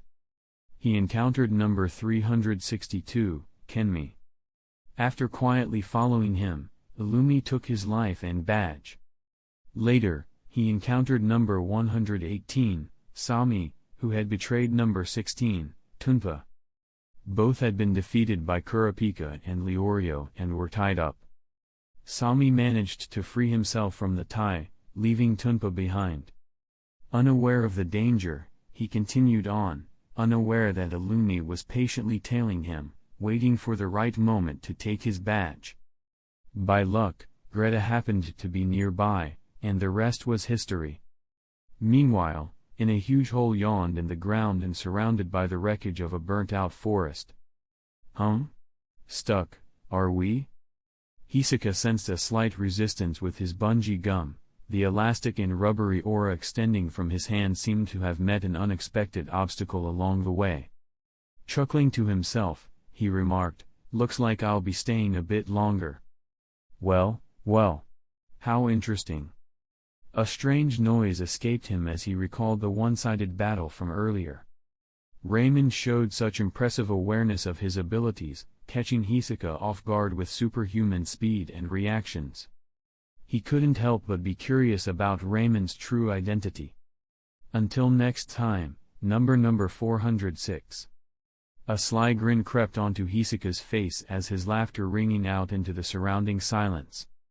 In the blink of an eye, 6 days had gone by, marking the end of the 4th phase as the ship reached the island. Chapter 37-. On these 6 days, Killua stuck close to Raymond. Why? Because Raymond's cooking was always top-notch, Killua couldn't resist the delicious meals he cooked up. Killua had no idea that the man in front of him had recently defeated his older brother, leaving him injured and unable to use both arms. Even if he knew about it, Killua would even be cheering for Raymond since he hated his brother. And more importantly, Killua couldn't help but admire Raymond's resourcefulness. With just a kitchen knife, Raymond managed to build a simple shelter from the nearby wood. Inspired by Raymond's example, Killua decided to build his own shelter under his guidance, eager to learn from his skills. During those 6 days, Killua gradually dropped his guard around Raymond. He found himself strangely drawn to him and even looking up to him a bit, a feeling he hadn't experienced with his siblings before. At the same time, Hanzo stumbled upon their camp, intrigued by the shelters and the tantalizing scent of food drifting through the forest. His eyes sparkled as he recognized Raymond, recalling the delicious meals he had cooked during their previous encounters. As Hanzo laid eyes on Killua, the memory of being outwitted by the boy surged back, casting a dark shadow over his face. Sensing Hanzo's annoyance, Killua hid behind Raymond with a smug grin on his face, only adding fuel to Hanzo's ire. Nevertheless, Hanzo managed to secure his target number after days of relentless searching. Setting aside his grievances, Hanzo decided to join them, eager for another taste of Raymond's culinary creations. And so, the three of them settled into a relaxed daily routine. Raymond would often keep to himself in his shelter, which puzzled both Killua and Hanzo, who found his behavior a bit odd. Yet, they then brushed it off as just another quirk of such an individual. Meanwhile, Hisoka managed to collect both of his arms and legs by the 3rd day. Still, to pass the exam, he needed to find 6 targets to meet his quota. Or 4 if he could find his target number. However, unbeknownst to him, Illumi had already taken his target number and disappeared along with it, making it impossible for Hisoka to only get targeting 4 participants. However, even if he had known, Hisoka wouldn't have been bothered. With plenty of other participants still in the game, he had no shortage of potential victims to pursue. With that goal in mind, Hisoka ventured deeper into the forest. He eliminated any living creature that crossed his path to secure the 6 numbers required for his exam pass. Meanwhile, Illumi maintained his caution, laying low until the exam's conclusion drew near. As for Gon and his group, they find themselves unexpectedly trapped in a cave. This was similar with the events of the original storyline as they try to get Leorio's target number from Ponzu. The 4th phase has come to an end. Please make your way back to the starting points where our ship is docked. You have 1 hour to return. The announcement echoed through the area. In addition, it was emphasized that exchanging badge numbers during this time was strictly forbidden, with disqualification as the consequence.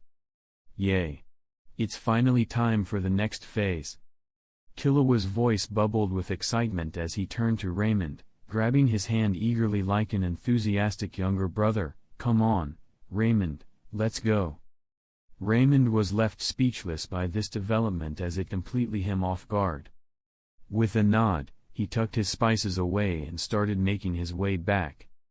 Hanzo silently followed suit, and soon the trio reached the starting point. Congratulations on making it through, Kara greeted them as they arrived. Please wait here for the others to join you. Killua couldn't hide his disappointment upon hearing they had to wait. Seriously? We still have to wait? That's so annoying. After some time, Hisoka's figure was seen as he immediately looked at Raymond before chuckling as he sat down on the side of the tree. Killua, feeling bored, noticed that time was running out and only the 4 of them remained. He turned to Raymond with a question. Hey Raymond, do you think Gon and the others will make it? Hard to say, but they should, Raymond replied. Yeah, I think so too. Leorio might struggle, but Kurapika and Gon are pretty strong, Killua said, his face lighting up. Watch your mouth, you brat. Suddenly, a loud voice interrupted them from the forest. It was Leorio, clearly annoyed by Killua's words, while Gon waved happily. Kurapika shook his head at the commotion and gave Raymond a nod in greeting. Ignoring Leorio's anger, Killua eagerly approached Gon, and the 2 friends began excitedly recounting their latest adventure to each other. Leorio's face flushed even redder with frustration as he watched them. Meanwhile, Hanzo and Hisoka observed the scene with interest. Suddenly, Hisoka's attention shifted to the forest as he sensed someone rapidly approaching. Raymond also noticed this and turned to see Illumi arriving, his arms flailing uselessly by his side. Wah! Killua's face went pale at the sight of Illumi's torn appearance. He instinctively jumped back, seeking safety behind Raymond. How ironic, Hisoka chuckled lightly, observing Killua seeking shelter behind the very person who had harmed his own brother. Gon glanced at Killua, clearly puzzled. While Kurapika and Leorio's expressions turned serious at the sight of Illumi. Peeking out from behind Raymond, Killua shouted, "What are you doing here?" Ignoring Killua's question, Illumi fixed his gaze on Raymond before turning to Killua, who sought refuge behind Raymond. A strong sense of hostility radiated from Illumi, causing everyone to tense up at the sight. "How dare you lay a hand on my brother?" Illumi's voice rang out. It was filled with anger, completely different than his usual tone devoid of emotions.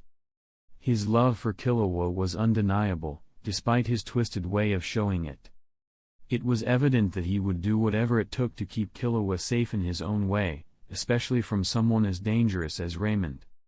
The whole area went into silence as everyone turned to look at Raymond in silence. "Could you please don't say things like that? I might get arrested for those." Raymond felt slightly speechless at these words. The intense situation came to an abrupt halt as hunters from the association emerged from the shadows, led by Captain Yu. They encircled Illumi, putting a stop to the confrontation. "This is a warning.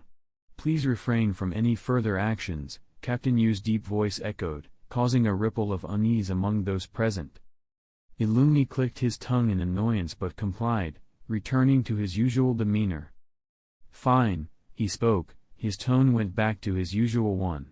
Chapter 38-. As Illumi's bloodlust eased, the hunters were visibly relaxed. Their nerves were on edge, feeling the bloodlust even though they were a seasoned hunter. "Ahem. Well, could you all kindly present your badges?" Kara coughed, garnering everyone's attention. She meticulously checked each participant's points before allowing them to board the ship. Raymond scanned the group of successful participants and noticed the absence of Badoro and Pakal, who should have been quite capable of passing. His gaze then shifted to the number of badges in Hisoka's hands, a thoughtful expression crossing his face. "So, he took them out, huh?" Apart from Ponzu, the Amori brothers, and Tunpa, the other participants either eliminated each other or fell victim to Hisoka or Illumi. After all, Hisoka required 6 badges, and Illumi needed 3. After everyone boarded the ship, it set sail across the sea, carrying them back to the mainland. But their journey was far from over. Upon reaching land, they had to board an aircraft once more to reach the venue for the next and final phase. They were informed that they might need to spend the night on the aircraft again, as they still had a long journey ahead of them. "Well, thanks for the help," Leorio said, feeling a bit embarrassed as he glanced away. He was grateful for their assistance, knowing that he would have fallen prey to bourbon snakes lurking at the cave entrance without them. Gon and Kurapika returned his smile warmly. However, Gon then turned to Killua, who was with them, and asked, "Killua, is that really your brother?" Even though Gon hadn't caught every detail from the beginning, he was pretty sure he'd witnessed Illumi fighting Raymond before Hisoka intervened. Meanwhile, Kurapika and Leorio, who had been watching since the start, looked at Killua with mixed feelings. "Yeah, why do you ask?" Killua replied, seeming uncomfortable with the question about his brother. But they were all eager to understand why Killua was so scared of his brother that he hid behind Raymond. Did Killua realize he was seeking protection from someone who had harmed his brother? Or was he oblivious to it? "Do you know who hurt your brother?" Leorio asked, receiving a sharp look from Kurapika. Ignoring it, Leorio persisted, driven by his curiosity. "Of course not, how would I know that?" Killua scratched his head in annoyance. His expression then shifted to a sarcastic smile. "If I did know, I'd happily help take down that jerk. What? Seriously? All three of them were baffled by Killua's strong reaction and apparent disregard for family ties. However, seeing that Killua seemed unfazed by the revelation, Kurapika sighed in relief and confirmed, it was Raymond who beat him up. Wow. Really? Are you sure? I thought he was just a slightly stronger chef, Killua exclaimed excitedly. His eyes shone with surprise as he placed a hand on Kurapika's shoulder, seeking confirmation. Leorio stood speechless, his mouth twitching in disbelief.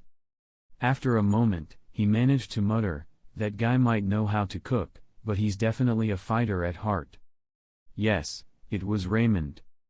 Kurapika nodded in agreement after a brief silence. Wow. I had no idea Raymond was powerful enough to defeat my brother. He's really something. Killua's expression brightened from sour to impressed upon learning that Raymond had defeated his brother. Kurapika and Leorio shared a confused glance at Killua's unexpected reaction. They began to wonder whether Illumi was truly Killua's brother or if perhaps Raymond was the one who held that role. Gon chimed in, discussing how Raymond had helped him get Hisoka's badge. Their excitement grew as they discussed their experience in this exam with Raymond's help. In a meeting room on the other side of the ship, Beans stood before Netero, who sat at his desk, absent-mindedly stacking his desk items to form a pyramid out of it. However, Beans paid no mind to the chairman's peculiar behavior as he delivered his report. There are 3 participants in this exam who can use Nen, he began. They are number 44, Hisoka Moro. Number 301, Jitaraker, later revealed to be Illumi Zoldyck, and lastly, number 406, Raymond Celestia. Both Hisoka and Illumi had fought against Raymond for an unknown reason, and he defeated both. Netero casually continued his desk fiddling as Beans pressed on. Beans recounted the clashes between Hisoka, Illumi, and Raymond throughout the exam. He described the possible reasons behind their fights, moves, and peculiarities that were potentially tied to their abilities and the outcomes of each confrontation. And lastly, there are only 8 participants left, Beans continued listing the names patiently. Number 44, Hisoka. Number 99, Killua. Number 294, Hanzo. Number 301, Illumi. Number 403, Leorio. Number 404, Kurapika. Number 405, Gon. Number 406, Raymond. Beans closed the report in his hand before addressing Netero. Should we stick to the plan, or wrap up the exam now? Despite the doubts about their intentions, I believe they're capable enough to join us. Netero hummed, appearing lost in thought.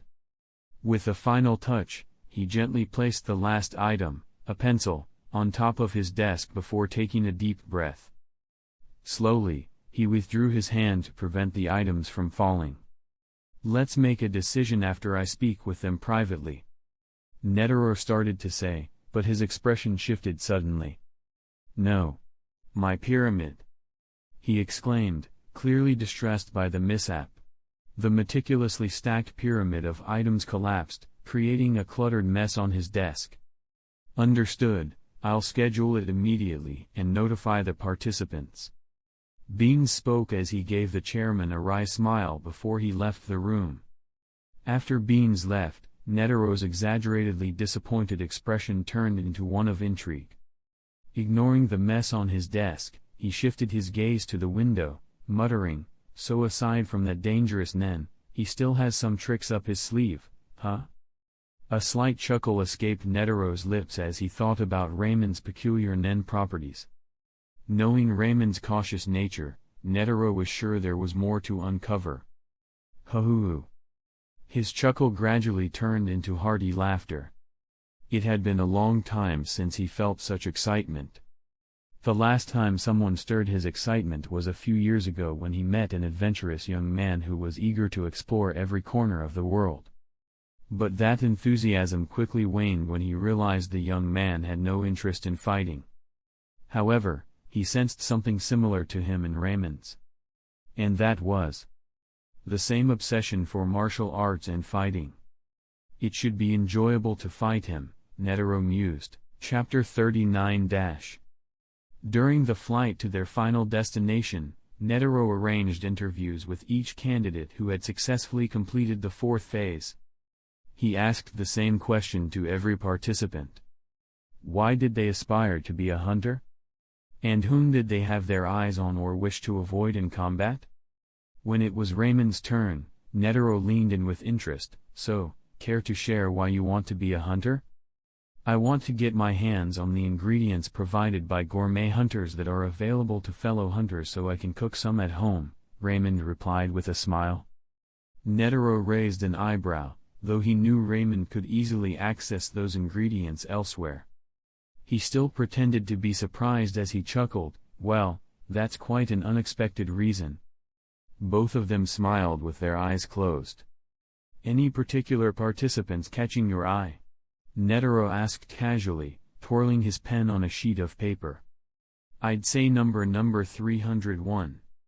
Raymond responded, though he wasn't overly invested in anyone. Considering the fact that he had been keeping tabs on Illumi since the start, it was not exactly a lie either. Netero nodded, jotting down some notes before continuing. And who do you want to avoid? Number 44.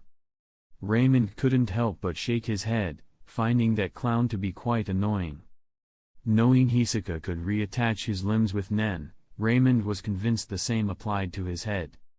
He was like a cockroach, resilient and irritating. Though, Raymond might have a way to kill such cockroaches. It was undeniable that Hisoka was quite a nuisance that seemed impossible to get rid of. Oh? And how about participants you'd like to fight with? Netero inquired. I'd take on anyone, but if it came to facing the kid, I might have to give them a bit of a handicap, Raymond replied. Netero chuckled, jotting down a few more notes before saying, well then, I think we're done here. They continued chatting about trivial matters like cloud shapes and colors as they made their way out since Raymond was Netero's final interviewee for the day. Eventually, they parted ways in the aircraft corridor. After another night in the aircraft, they finally reached the final venue. Excitement and nervousness filled the air as everyone walked out of the aircraft. They then were guided by the staff to their destination. The final venue for their final exam. The venue was a spacious chamber, its walls towering high above. The floor beneath their feet was polished smooth, offering a firm footing built for a spar. The room was devoid of any furniture or obstructions, creating an open space ripe for combat. It resembled a training hall, with ample room for movement and clear sightlines. As everyone gathered, Beans stepped forward from behind Netero. He took a moment to address the assembled participants. Firstly, congratulations to each and every one of you for making it this far, Beans began, clearing his throat before continuing. For our final exam, we have something special, and that is a one-on-one combat tournament. Here's the bracket, Beans said, pointing to a large chart that a staff member brought over for everyone to see. The winner of each match will move forward to become a hunter, while the loser will get another shot in the tournament, Beans clarified, his gaze sweeping over the bracket. To win, you must make your opponent admit defeat. Beans also reminded everyone of another critical rule for the final stage. No killing allowed. Breaking this rule meant immediate disqualification, ensuring that the others passed the exam automatically. With that rule in place, it meant that only one participant would ultimately fail the exam, causing a wave of tension to sweep through the group. However, everyone was surprised to see the bracket before they all stole a glance at Raymond. Raymond glanced at the bracket, unfazed by the attention he garnered from the others. The bracket was split into 3 parts. Losers from the first section would compete against the second, and then once the match concluded, He would progress to the final round against the loser from the third section. However, Raymond noticed something peculiar about the arrangement. In the first bracket, there were Hisoka, Leorio, Gon, and Illumi, but the pairings were a bit unexpected. Hisoka was set to face off against Leorio first, with the loser then going up against Gon. The loser of that match would then take on Illumi. In the second set of matches, Hanzo and Kurapika were paired up initially. The one who lost this match would then go up against Killua. After identifying the losers from both the first and second sections, they would battle each other to determine the ultimate loser from these two sections. Ultimately, the defeated contender would have to face off against the loser from the third set of matches. However, on the third bracket, Raymond stood alone. He was positioned as the ultimate challenger, granting him just one opportunity to pass the exam. So, I'm basically the final boss, huh? Raymond mused to himself. A small smile then formed on his lips as he exchanged a knowing glance with Netero, who returned the gesture with a similar smile of his own. Observing their interaction, Beans couldn't help but feel a chill run down his spine. They must be related by blood, he muttered under his breath before quickly composing himself and refocusing on the participants. Without further ado, let's get started with the exam. I know everyone's itching to become a hunter. Beans exclaimed, excitement evident in his voice. He signaled for the participants to move to the sides, clearing the center for the upcoming battles.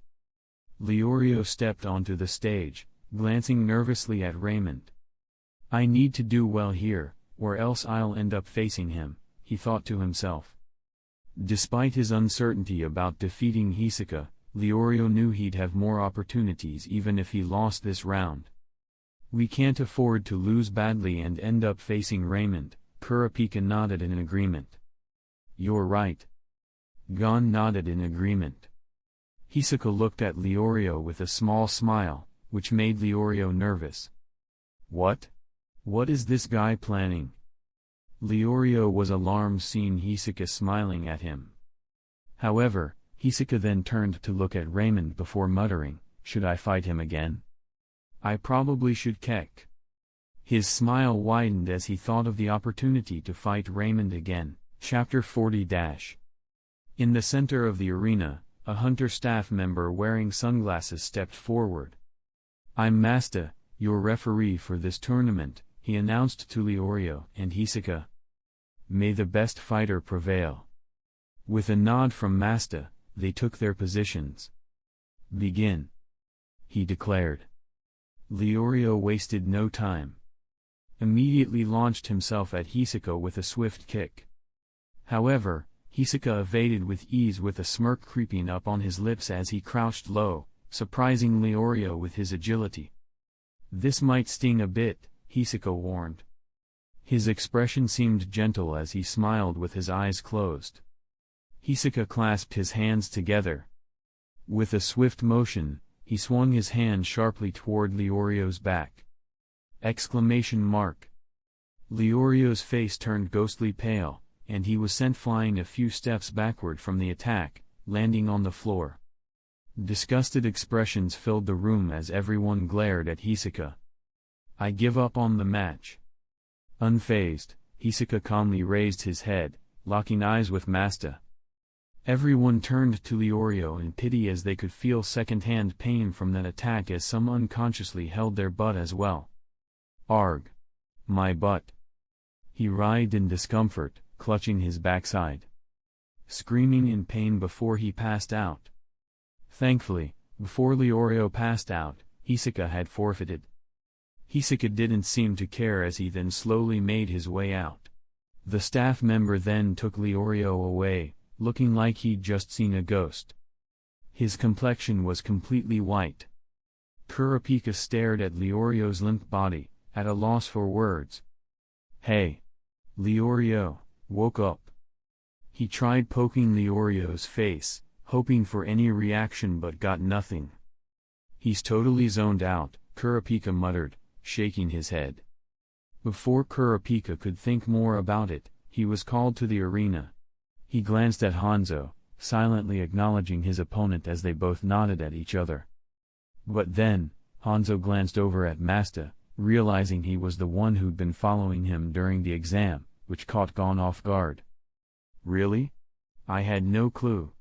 Did you, Killua? Yep, knew it all along. Wow, seriously? How'd you figure it out?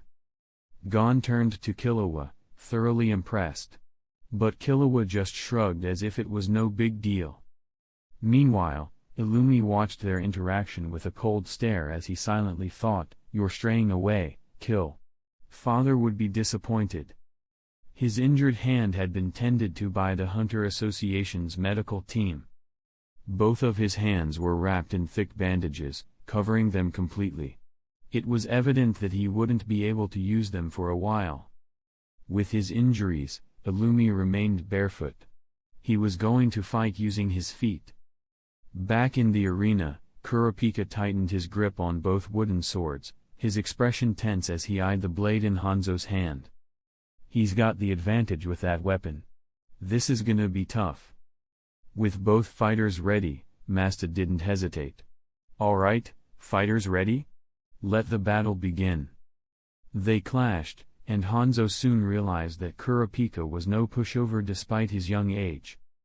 However, only after a few exchanges Hanzo immediately started to gain the upper hand in the fight. Both of them were skilled at dodging and blocking attacks as they traded blows with their weapons and occasional kicks. Unfortunately, Hanzo's strength gave him an advantage over Kurapika. Slowly, Kurapika found himself overwhelmed. Cuts marked his body, and his clothes were in tatters. Then, without warning, Hanzo closed the distance and delivered a powerful kick to Kurapika's face. Ugh! The force of the blow knocked Kurapika off balance, causing his vision to blur as he stumbled to the ground. Hanzo capitalized on the moment, positioning his blade threateningly at Kurapika's neck. "Just give up, kid." Kurapika stayed silent, a stubborn growl escaping him, showing he wasn't ready to surrender. With the upper hand firmly in his grasp, Hanzo reluctantly began to pummel Kurapika. Yet, to the shock of everyone's watching, Kurapika refused to yield. He endured the relentless barrage of blows, even as they grew increasingly brutal. Hanzo's attack became almost inhuman, leaving Kurapika with a broken arm, but still, he stood his ground.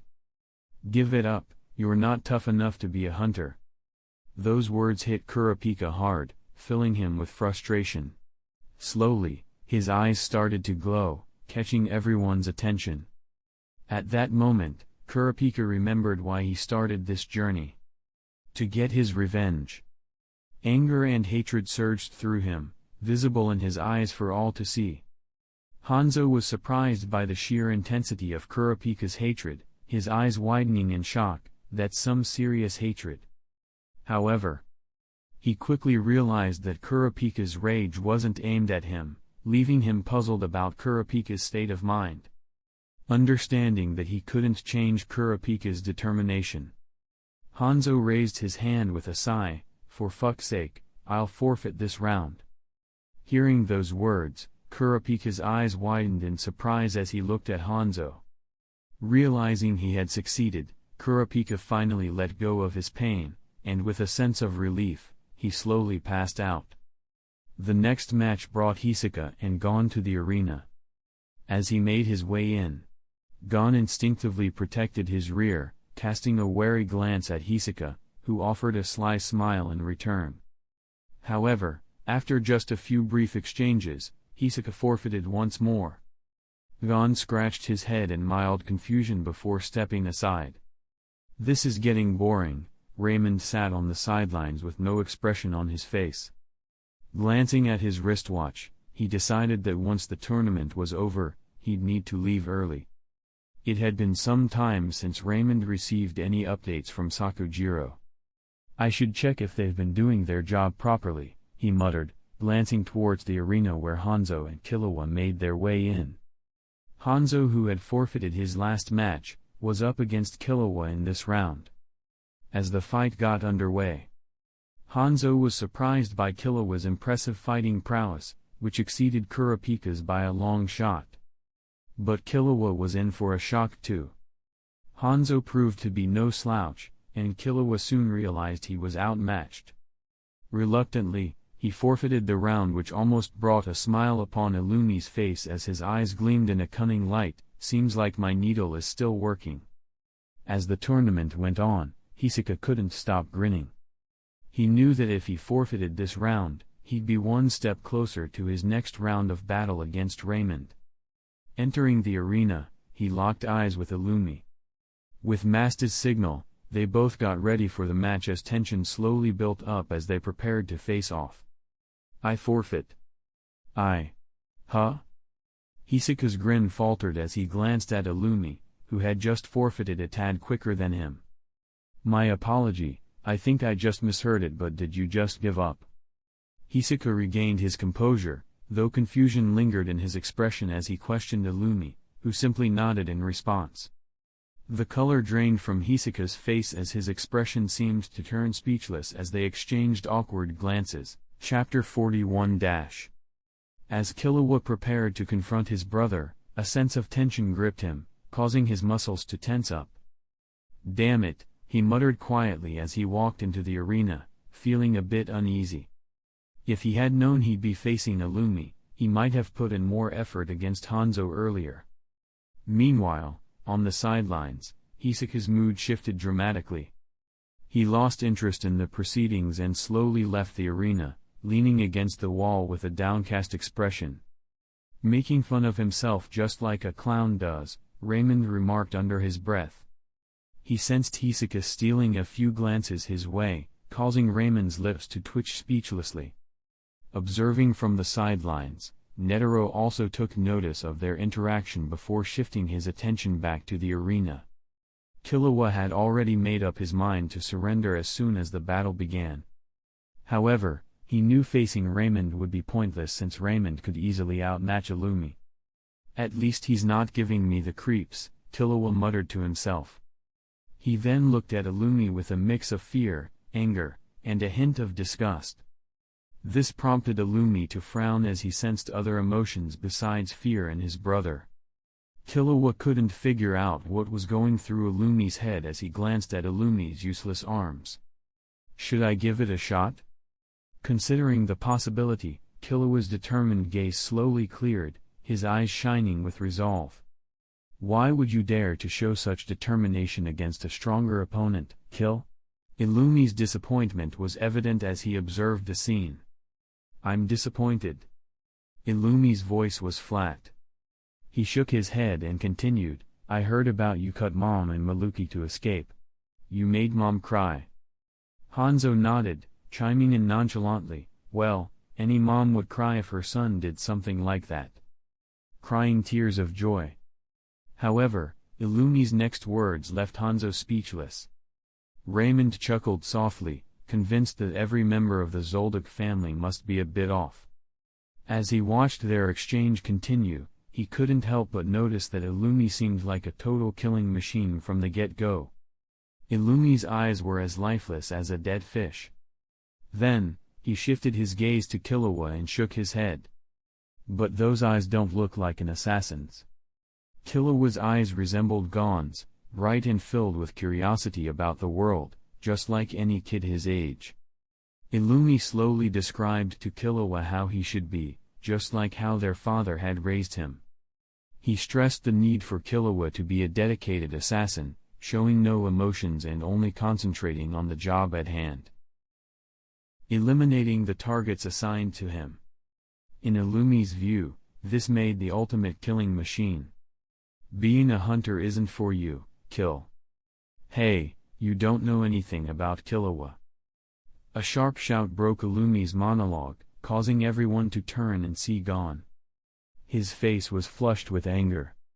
Gon. Killua stared at Gon in astonishment.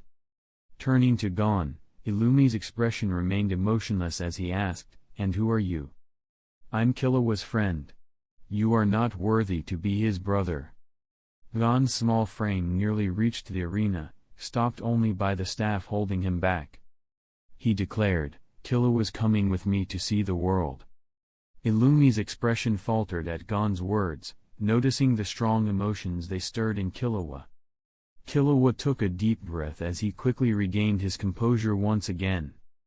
So, this kid is the reason you're different now, huh?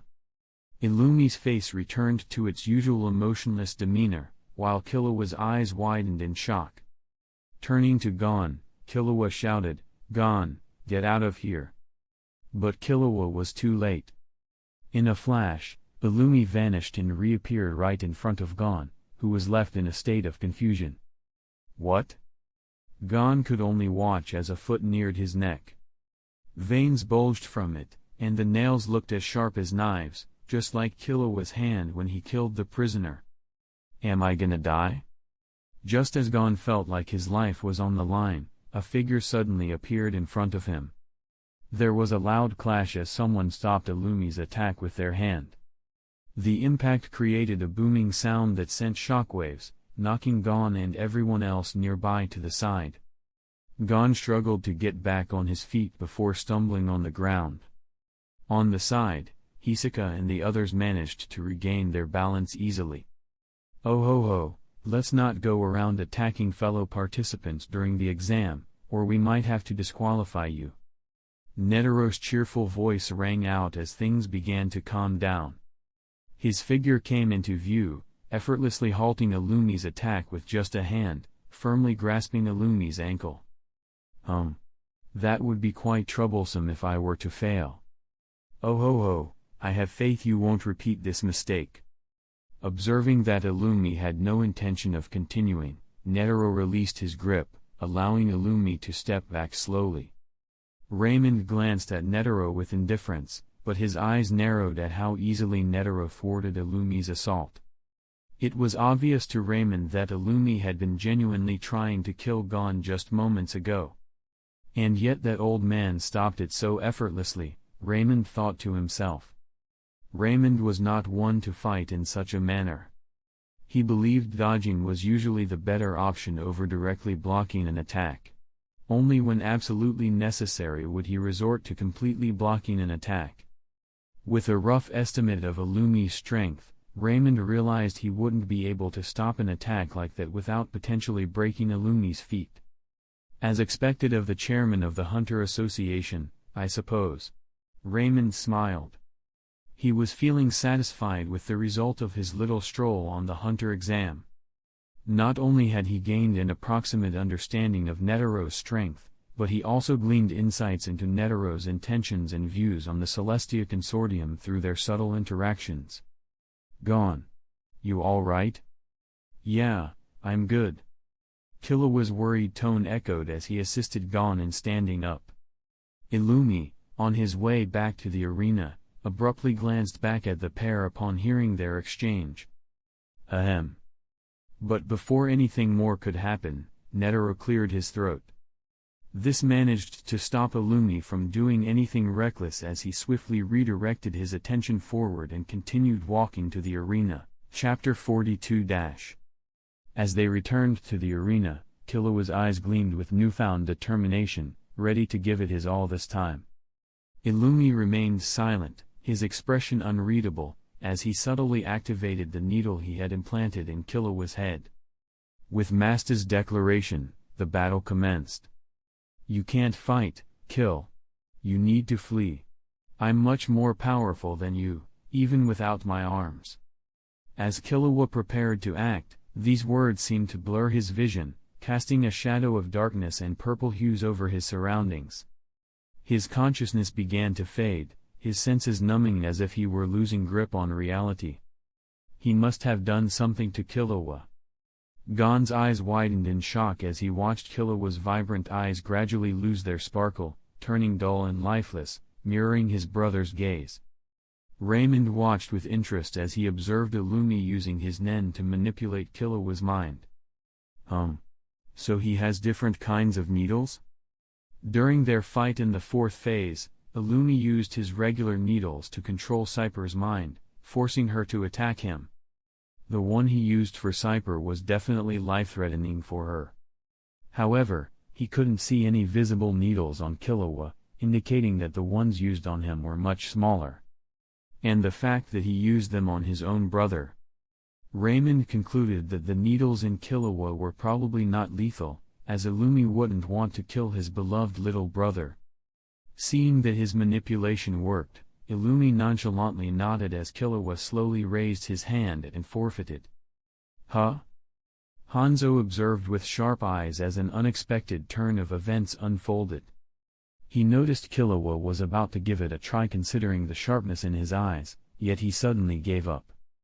Gon was also surprised by this sudden change. He began to approach Killua, but Netero intervened. "Isn't the fight over? I need to speak with him," Gon objected, but Netero just shook his head and signaled Masta to continue with the final round. Raymond casually strolled over, coming to a halt in front of Killua, who suddenly emanated a strong bloodlust. "Oh?" His attention shifted to Illumi, whose expression remained devoid of emotion, which made him slightly chuckle. What a coward! Raymond grasped the situation. Illumi was using Killua to try and fight him, understanding that he wouldn't kill Killua due to the rules in place. Not only that, but it seems like he was trying to figure something out. Raymond murmured to himself, realizing that Illumi must have noticed Raymond holding back during their previous fight. "I don't expect you to respond to anything I say, but I'll give you a handicap." Raymond began to speak, catching Netero's interest. Remembering how Netero had faced both Gon and Killua with just one hand in the original canon, Raymond smirked. He slowly raised a finger on his right hand and continued, "I'll only use one finger." "What? That's risky." Hanzo's voice echoed loudly, his concern evident. Having fought Killua before, and only knowing Raymond as a cook, he couldn't comprehend how Raymond would attempt such a feat. Hisoka's smile widened slightly in anticipation of the entertainment that would follow, while Gon stood silently with a serious expression on his face. "Oh ho ho ho." Netero chuckled lightly, noticing Raymond casting a glance his way as if affirming that he was a man of his word. Meanwhile, Illumi's eyes briefly flashed with a frown. He was clearly caught off guard by Raymond's unexpected handicap. "I want to see his intention to my family, yet he only uses a finger, huh?" This left him even more puzzled, silently wondering. Is his problem really just with me? If that's true, then good. Once I understand who you are. Illumi's gaze hardened with a hint of bloodlust as he observed the situation, Masta signaling for both fighters to prepare as he shouted, "Begin." Killua swiftly disappeared from view, reappearing right next to Raymond in the blink of an eye. He launched a spinning kick towards the back of Raymond's head, but Raymond simply leaned back, avoiding the attack effortlessly. Not missing a beat, Killua adjusted his position midair, twisting his body to the side. His arm tensed as veins bulged beneath his skin, and his nails elongated into sharp points, resembling knives. With precision, he slashed his arm towards Raymond's exposed side, aiming for a decisive strike.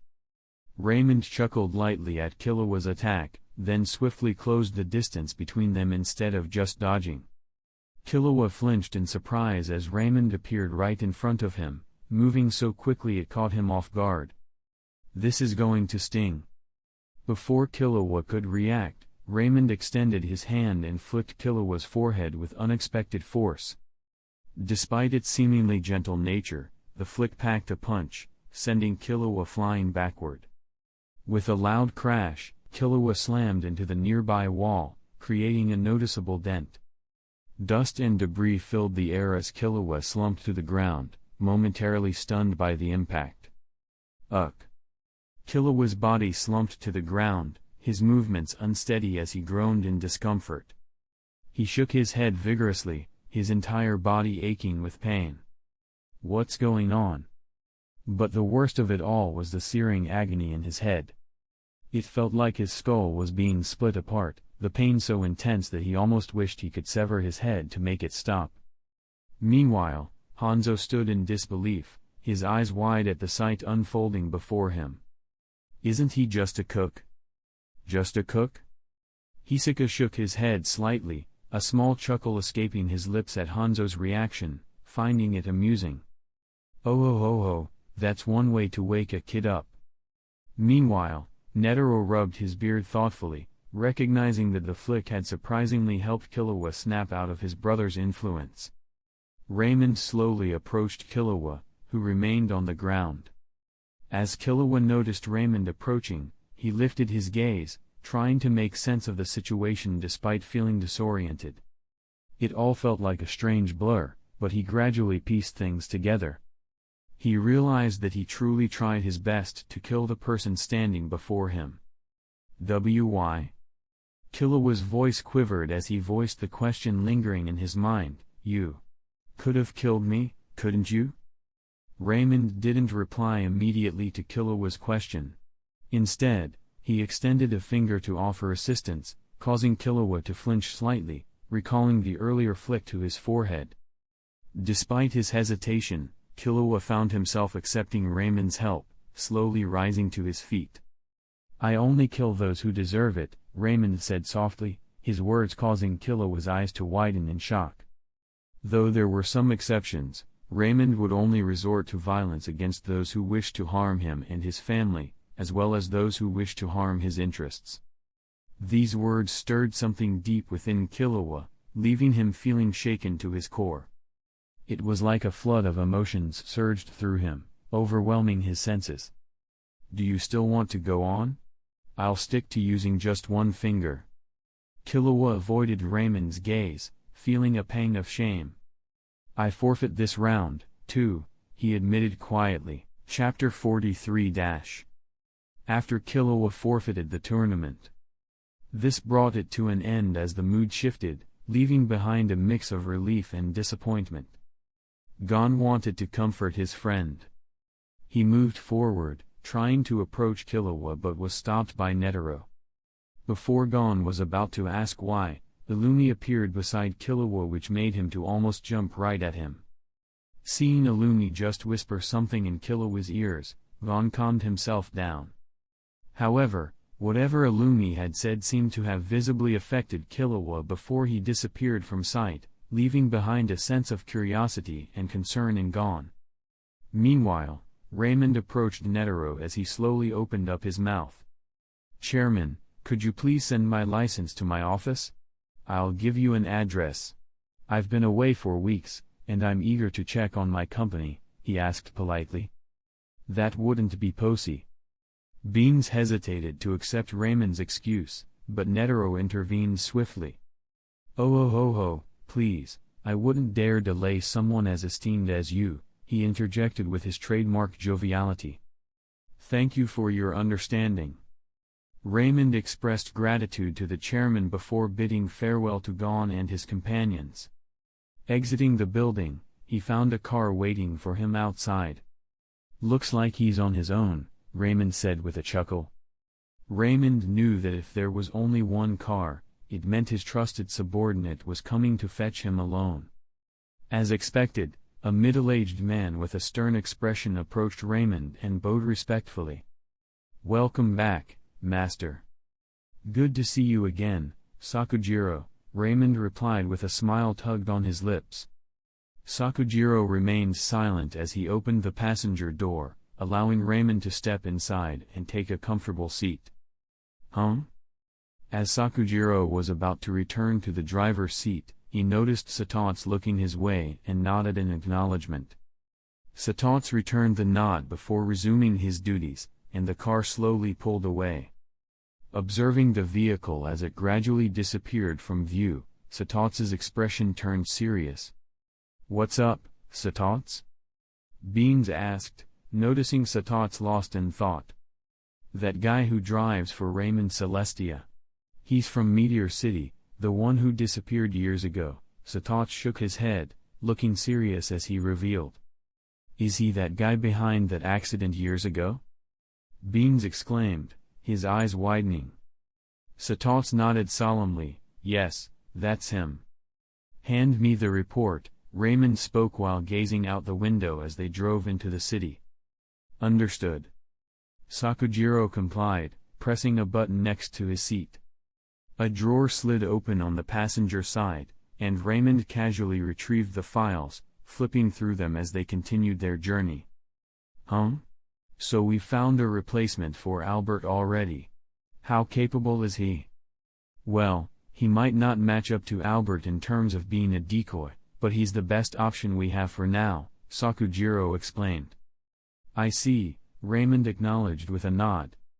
We may not have Albert anymore, but if this replacement is our best bet, then we'll make it work. Sakujiro nodded in agreement. They had leaned heavily on Albert's authority to boost their influence in York New City.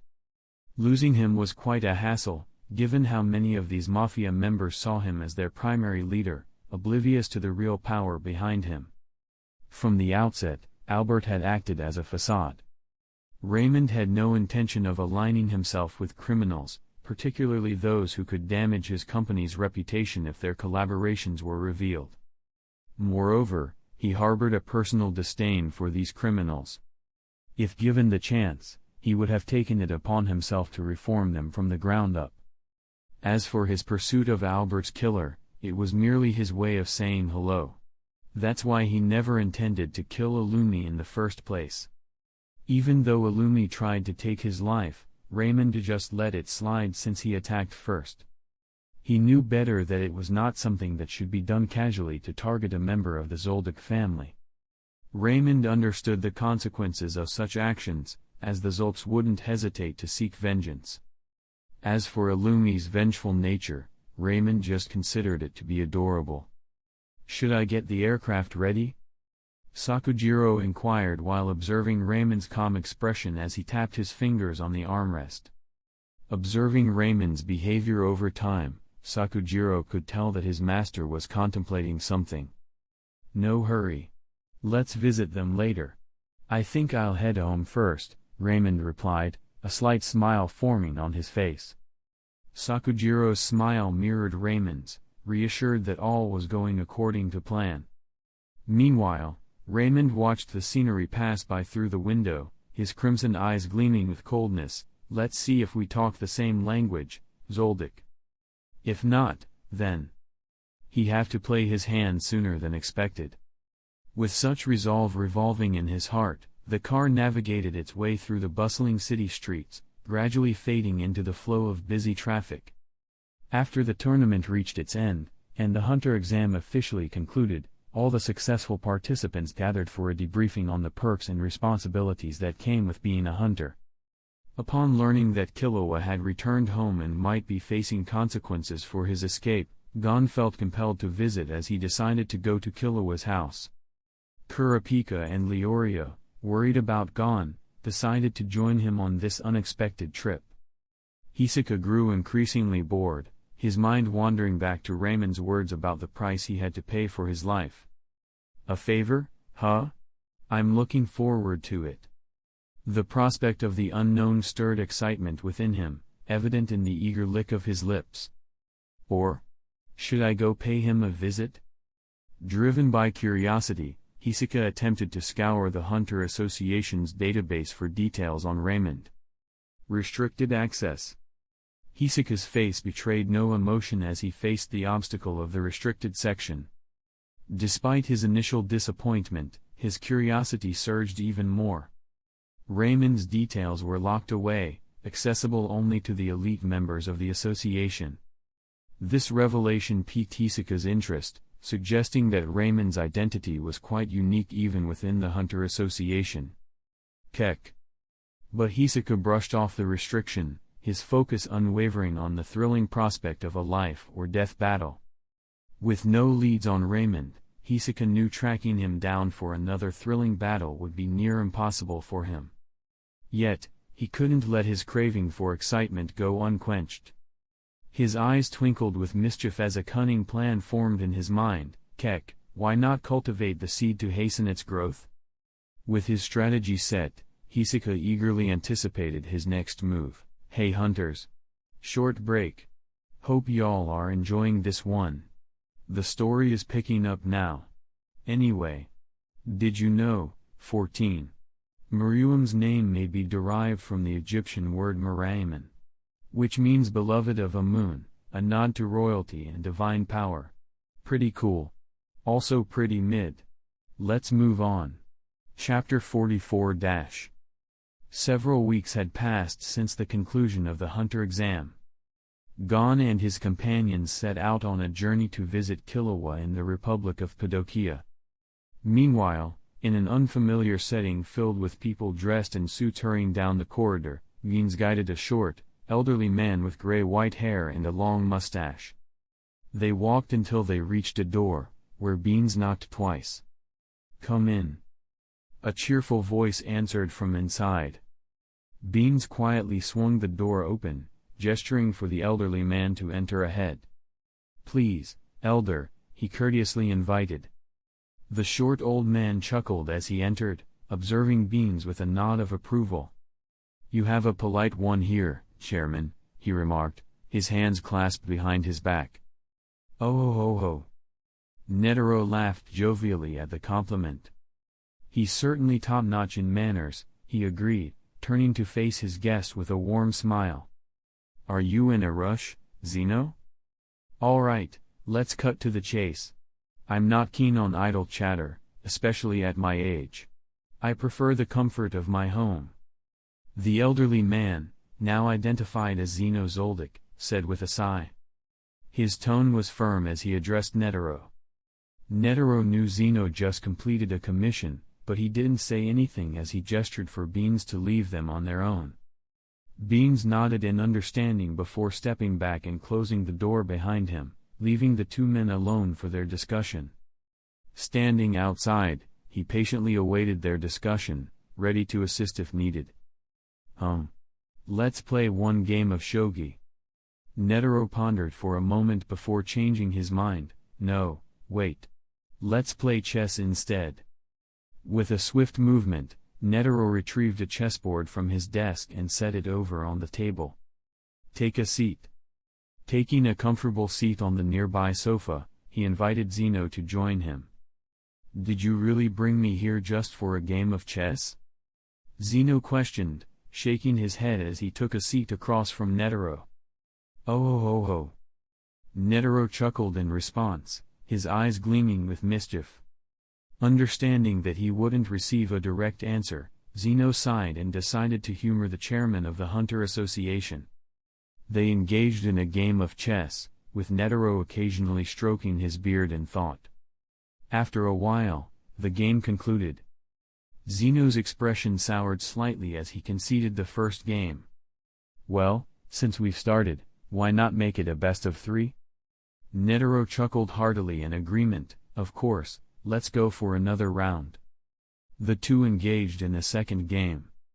But once again, Netero emerged victorious, much to Zeno's mild frustration. Netero then fell into a thoughtful silence as Zeno just slightly clicked his tongue. "Come on, spill it. Why did you ask me to come here?" Netero chuckled softly. "Oh ho ho ho, I just wanted to have a friendly game." "You don't expect me to believe that, do you?" "I just wanted to test if I can still outplay you." Sigh. "I see. Well, you've always been the better player," Zeno frowned. He felt slightly displeased. "But I just lost a game a few weeks ago." Zeno's eyebrows shot up in surprise. "A sly old man like you lose? Has that kid returned from the other side?" "No, it's not Jing. It's someone else." Netero shook his head, recalling that Jing was still somewhere exploring the world. And he was referring to Raymond. Although he did make some clumsy mistakes. It was deliberate, as he noticed that Raymond's chess moves were so flawless that they were almost intimidating. So, he purposely let himself lose. "Oh?" Zeno's surprise deepened, his earlier displeasure replaced with genuine curiosity about the young man who was able to outplay Netero. Who could it be? "Oh ho ho ho." Netero paused briefly in response to the question before breaking into laughter once more. Regaining his usual jovial demeanor, he spoke with a chuckle. "There's some interesting activity in your home country. You might have the chance to encounter him there." Zeno frowned, understanding that Netero wouldn't joke about such matters.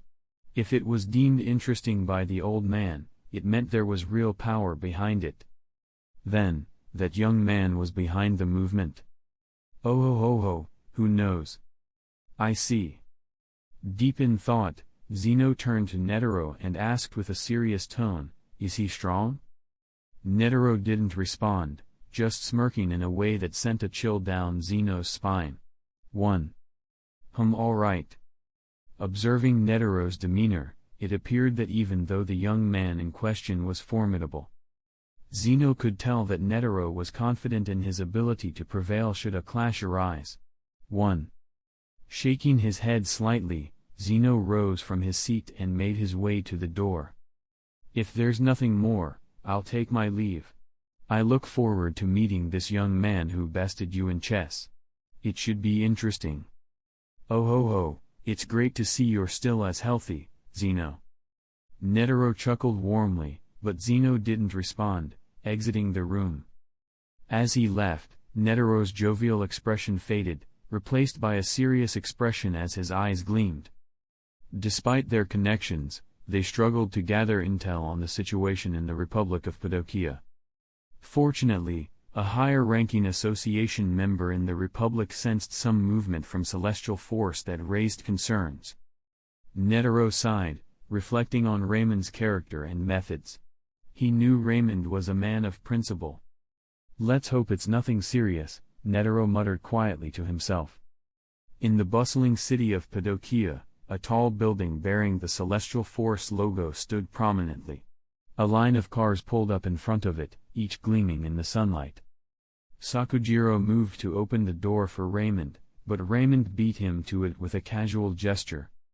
"No need, I've got it," he said with a smile. "Of course," Sakujiro replied respectfully, bowing slightly. He then led Raymond toward the building entrance. As Raymond walked through the building, employees respectfully stepped aside, nodding in acknowledgement. Raymond returned their nods with a casual wave while ignoring their gaze on his head as an adorable giggles were heard across the corridor. "Baba." 1. Ignoring the playful babbling, Raymond continued on his way, heading towards a large meeting room. Sakujiro held the door open for him, ushering him inside with a respectful gesture. The room was filled with anticipation as Raymond entered, prompting everyone to rise from their seats and bow respectfully. Taking his place at the head of the table, Raymond surveyed the room. Rows of chairs stretched out before him, occupied by lower-level and key executives. As Raymond settled into his seat, the attention of everyone in the room was drawn to a baby girl clinging to Raymond's head, her tiny hands tangled in his hair as she giggled playfully. "Ray Ray." She adorably giggled while calling his name, which prompted the room to fall into silence. "Let's ignore my niece and focus on the matter at hand," Raymond said calmly. He gently placed his niece on the desk before him while a man wearing thick glasses and a black suit entered the room. With a wave of his hand, a barrier of Nen energy formed around the baby, creating a protective cocoon to shield her from the distractions of the upcoming meeting. Chapter 45-. "Ava, honey, Uncle Ray has to go to work," Tatiana said, mixing concern with a hint of amusement. The baby was Luke's daughter with Tatiana. Raymond named her Ava a year ago. "Ava's just playing around, don't worry," Raymond said with a smile as Ava tugged at his hair, giggling like there was no tomorrow. But Tatiana wasn't convinced, gently coaxing Ava to let go of Raymond's head as she squirmed in her little game. "Baba." Ava's giggles filled the room as she continued playing with Raymond's hair. Despite Tatiana's gentle prodding, Ava held on tight to Raymond, determined to continue her playful antics. "Ava, sweetheart, be a good girl and loosen your grip on Uncle." But Ava remained unfazed by the plea, tightly holding on to Raymond's face.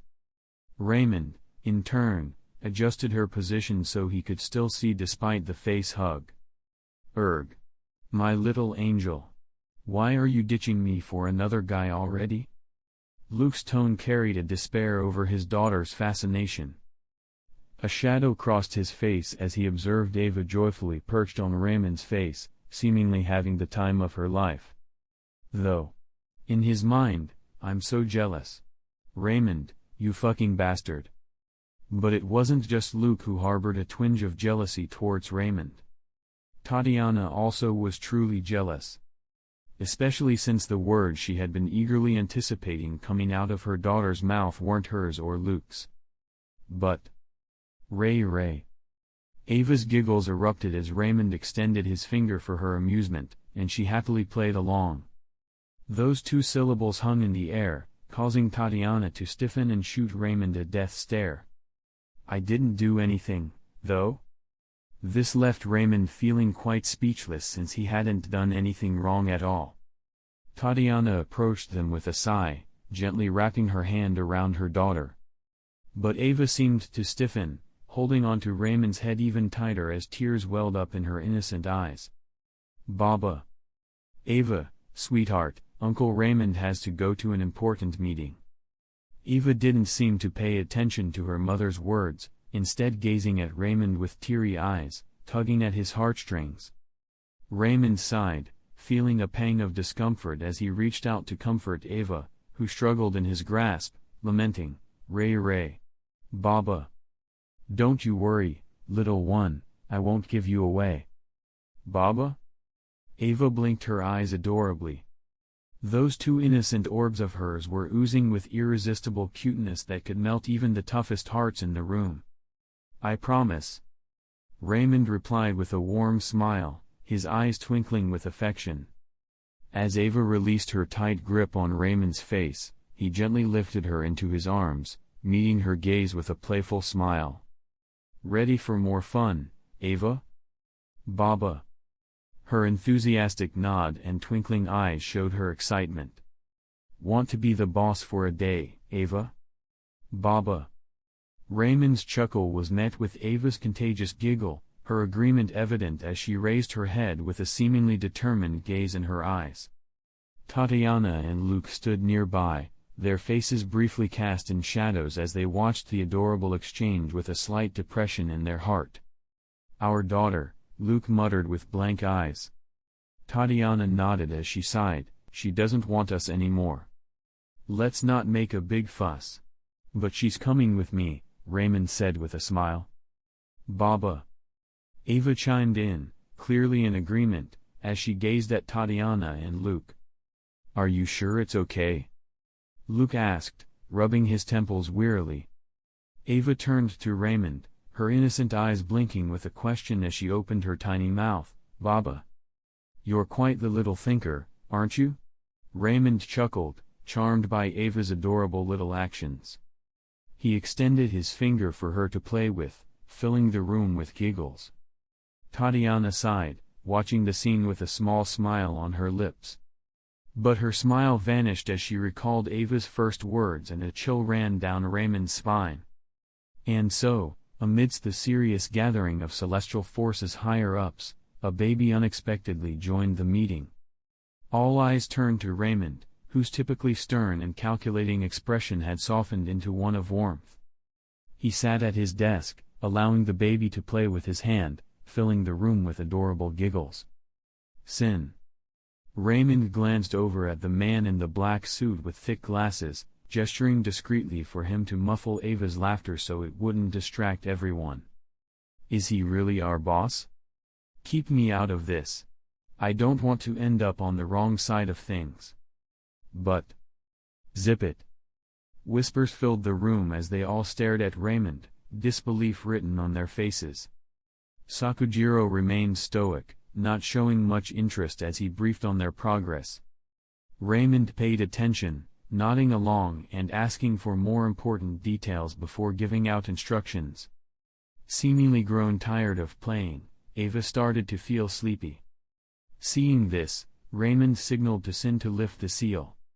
He then scooped Ava into his arms, her tiny hand brushing against his face before she drifted off to sleep. All right, that's a wrap. If there's nothing more, you can all head out. After an hour-long meeting, Raymond brought it to an end, and people started to leave gradually. Luke and Tatiana entered the room once everyone had left. Raymond stood up and carefully handed Ava over to her mother. Taking a seat in the corner, Tatiana left the men to their business as she smiled warmly at her daughter. Sakujiro stepped aside, motioning for Sin to leave the room. With a respectful bow, Sin left, closing the door behind him. "New guy?" Luke inquired, to which Sakujiro shook his head. "No, he's an old hand. Just got transferred here on the master's orders." Luke's curiosity sparked as he turned to Raymond with a playful grin on his face. "What's the game plan, Ray?" "I'll cut off your beard if you call me that one more time," Raymond sighed as Luke's expression stiffened in response. That nickname was reserved solely for Ava. Raymond knew that Luke had been nurturing his beard for a few years, thinking it added a cool factor. So, his threat to cut it off was way more terrifying than one might expect. Ignoring Luke's expression, Raymond shifted his attention to Sakujiro. "How's he doing?" Sakujiro furrowed his brow, taking a moment to recall the reports.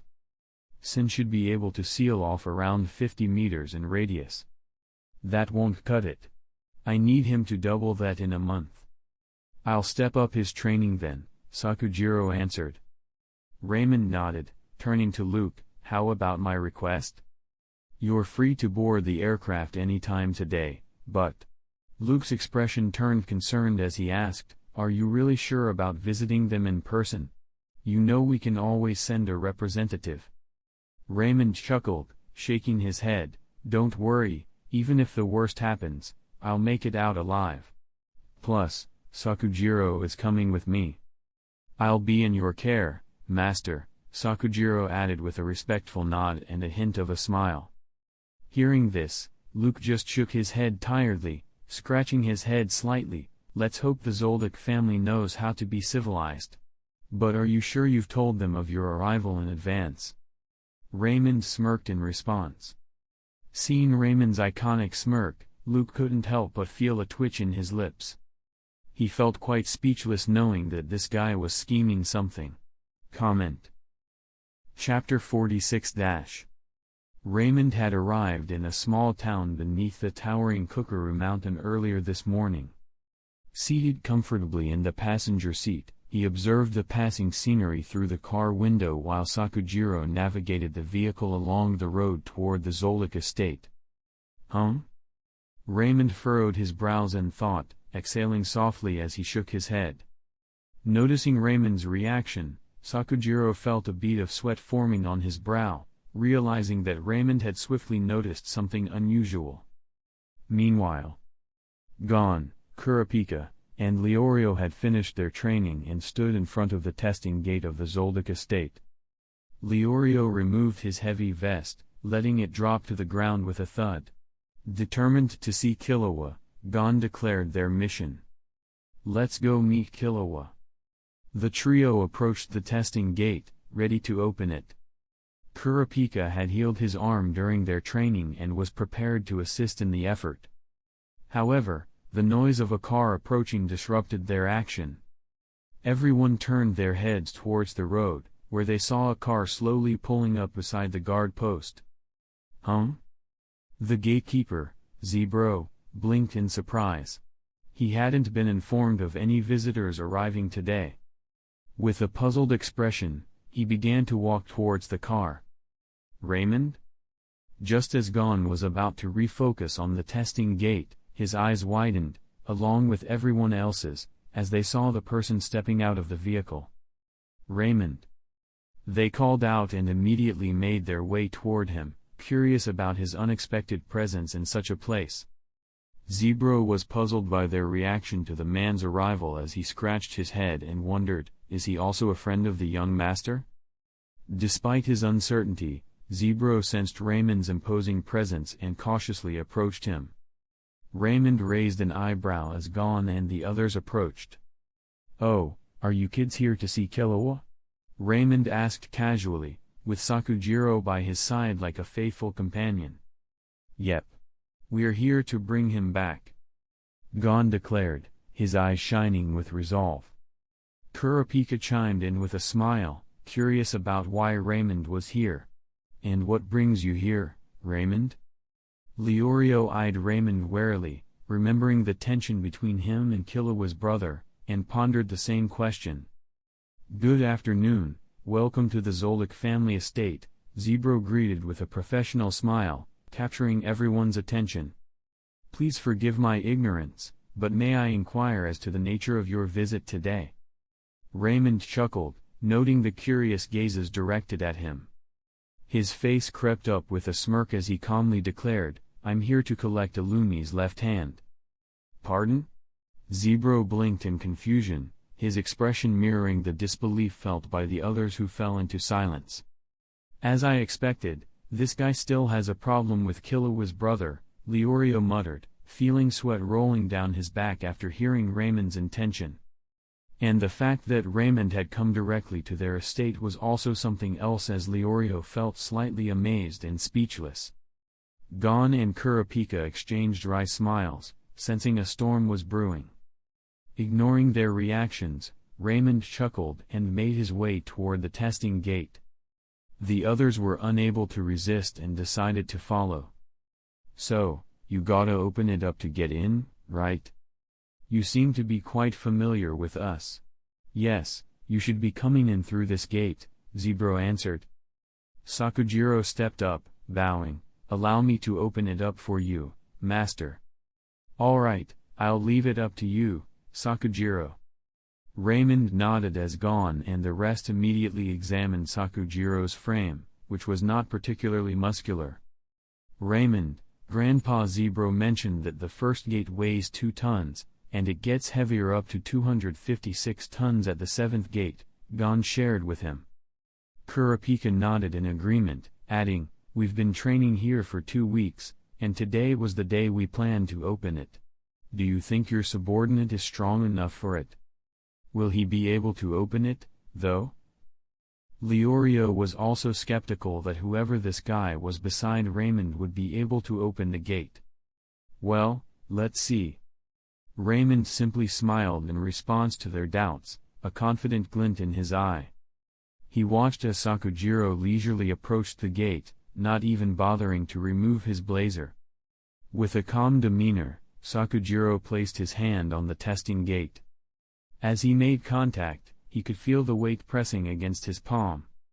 His eyes sharpened, his body tensed, and his muscles slowly tightened, veins nearly bulging from every corner of his body. His frame might not be muscular. Raymond slowly thought as he looked at Sakujiro's back. "But his raw strength is above mine." Raymond chuckled to himself as he watched Sakujiro, who let out a determined hiss as he gathered his strength and pushed against the gate.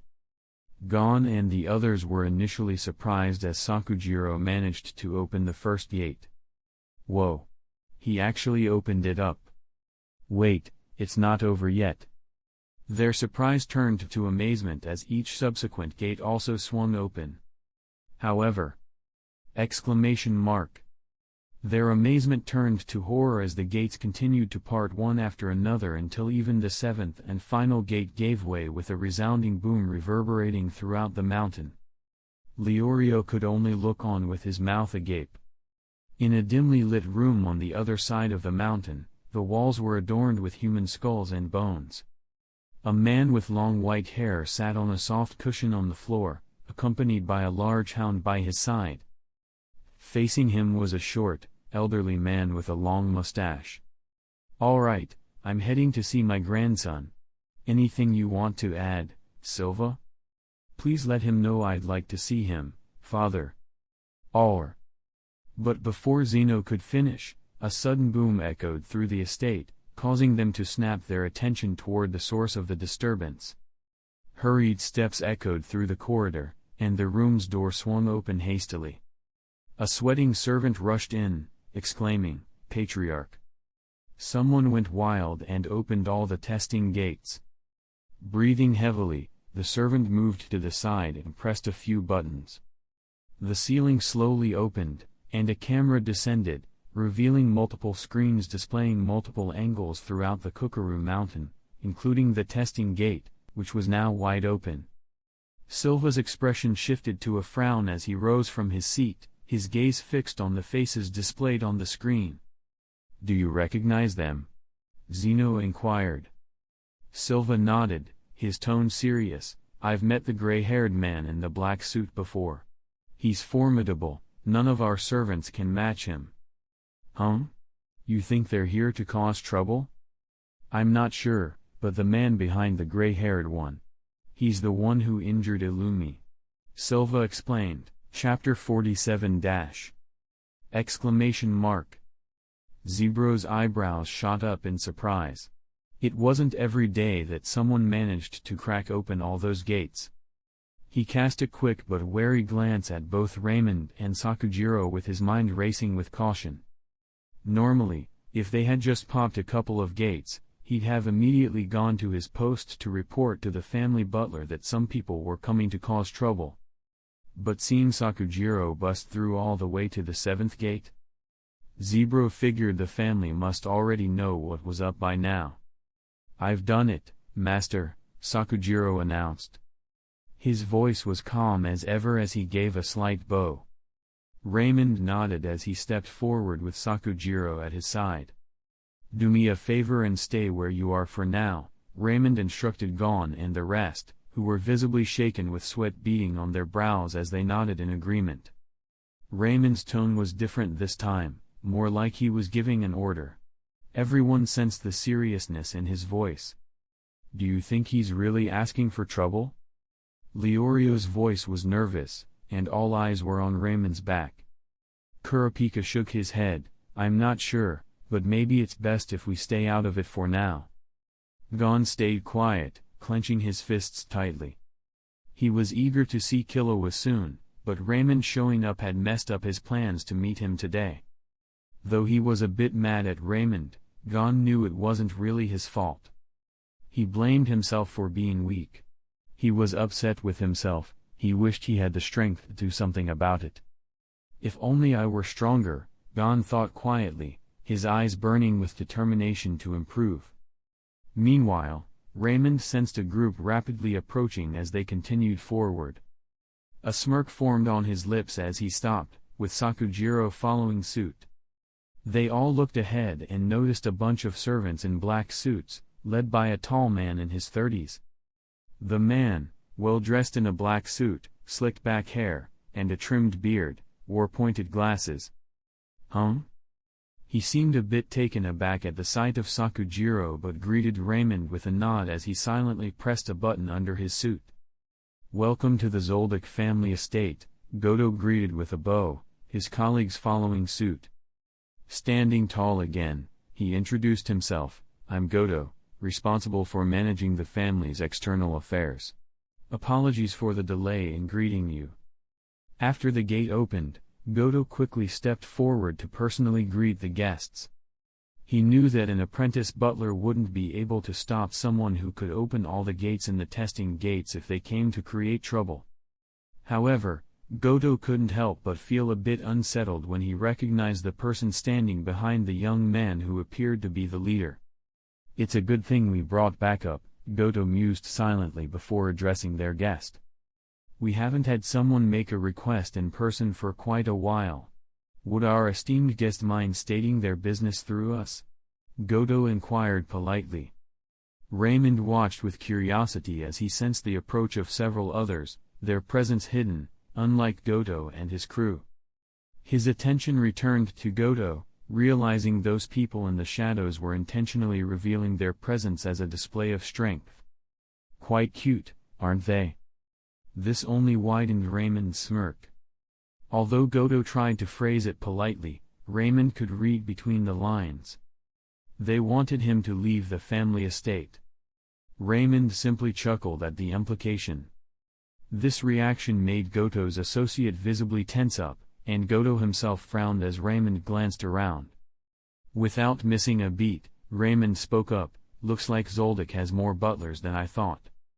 Those words sent a ripple through the servants lurking in the shadows, who then emerged, surrounding Raymond and Sakujiro. "Please, esteemed guests, let's not make this more complicated than it needs to be," Goto pleaded, though his voice was emotionless as if it didn't matter if Raymond did make things difficult for them.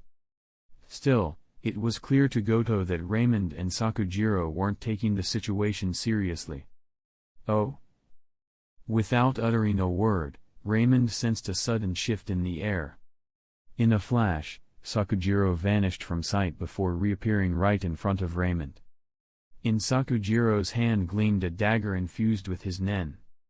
Reacting swiftly, Sakujiro swung his arm to intercept the incoming threat aimed at Raymond. A metallic clang resonated through the air, followed by the sight of needles scattering to the ground after the clash.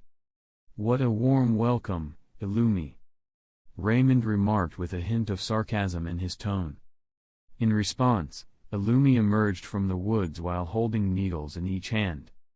His expression was unreadable. "Sorry for the trouble, young master. We'll handle this," Goto interjected, his frown deepening as he bowed respectfully to Illumi. Illumi approached Goto, bringing them face to face with Raymond and Sakujiro as a tense atmosphere slowly permeated the scene. "You'll get yourself killed if you try," Illumi warned, causing Goto's eyes to widen in realization of the gravity of the situation. "I noticed you're in top form today, quite convenient," Raymond remarked, drawing everyone's attention. He chuckled before suggesting, "Why not chop off an arm to pacify my late subordinate?" A heavy silence hung over them, each person trying to decipher the meaning behind the words. Their faces hardened as they realized the guest might be up to no good. They quietly readied themselves, channeling their nen, and were prepared to attack when necessary. A tense atmosphere settled around them, causing Sakujiro to furrow his brow as he carefully spun his dagger in his hand, preparing for the worst. Illumi remained silent, his emotionless gaze fixed on Raymond. Though internally he was taken aback by Raymond's bold arrival at their estate. "Step aside, Sakujiro," Raymond commanded. "But..." Sakujiro started to protest. Raymond shook his head, a silent indication that his decision was final. Understanding it was final, Sakujiro bowed obediently before returning to his position beside Raymond. "I'm not expecting this to turn into a family gathering. Guess I'm doing you all a favor, considering these gatherings are rare in Zoldyck, right?" Raymond's voice cut through the air, echoing around them as he addressed the new arrivals. As a few figures approached, the servants around them bowed respectfully. "Was it you who broke Illumi's arm?" Silva's tone was devoid of emotion, yet his imposing presence sent a chill down everyone's spine despite his seemingly unaffected demeanor. Chapter 48-. In a hallway connected to a peaceful garden, Zeno walked slowly toward the underground tunnel to visit Killua. Zeno's brow furrowed in confusion as he halted his steps, a hint of concern flickering across his features. He closed his eyes momentarily as he turned towards the direction of the main gate before he slowly reopened his eyes as a sigh escaping his lips. "Looks like trouble's brewing," he muttered, sensing the tension in the air like a gathering storm. "Grandpa Zeno. What's going on?" A chubby teenager emerged from the underground tunnel, gasping for breath. He had short, neatly trimmed black hair and squinty black eyes. "Maluki, meet your father.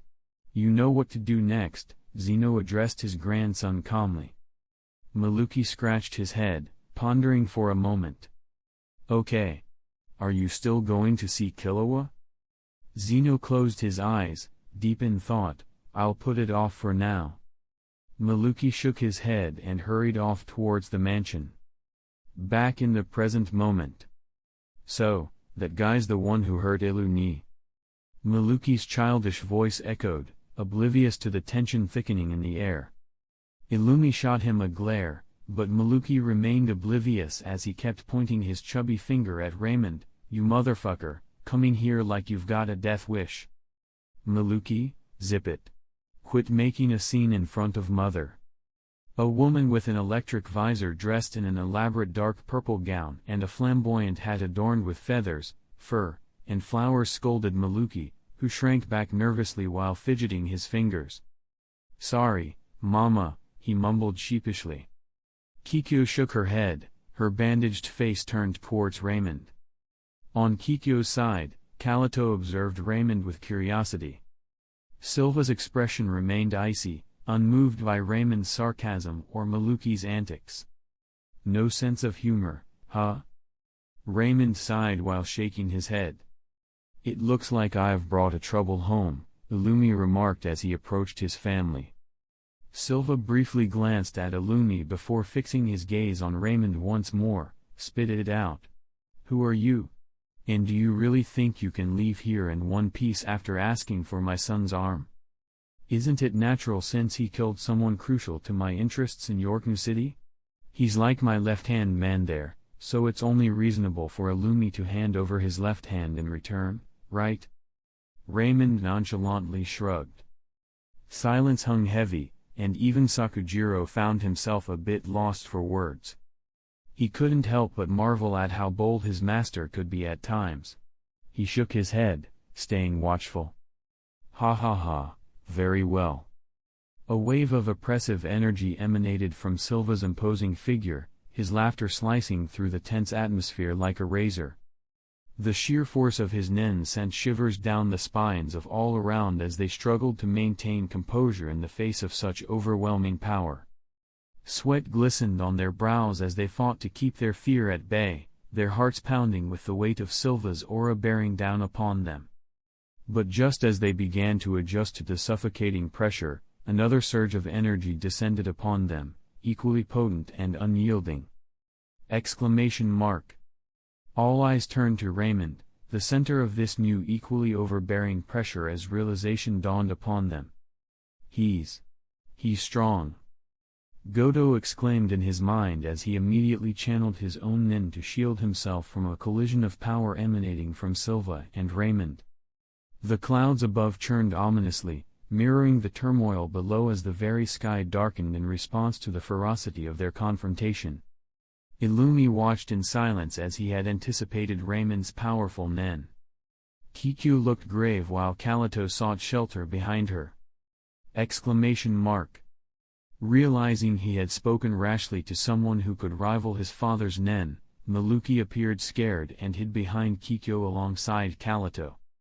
Kikyo glanced at her son with exasperation before smacking Maluki on his head, causing him to flinch. "Do you have any sense at all? To think you'd dare to ask for something like that in front of me."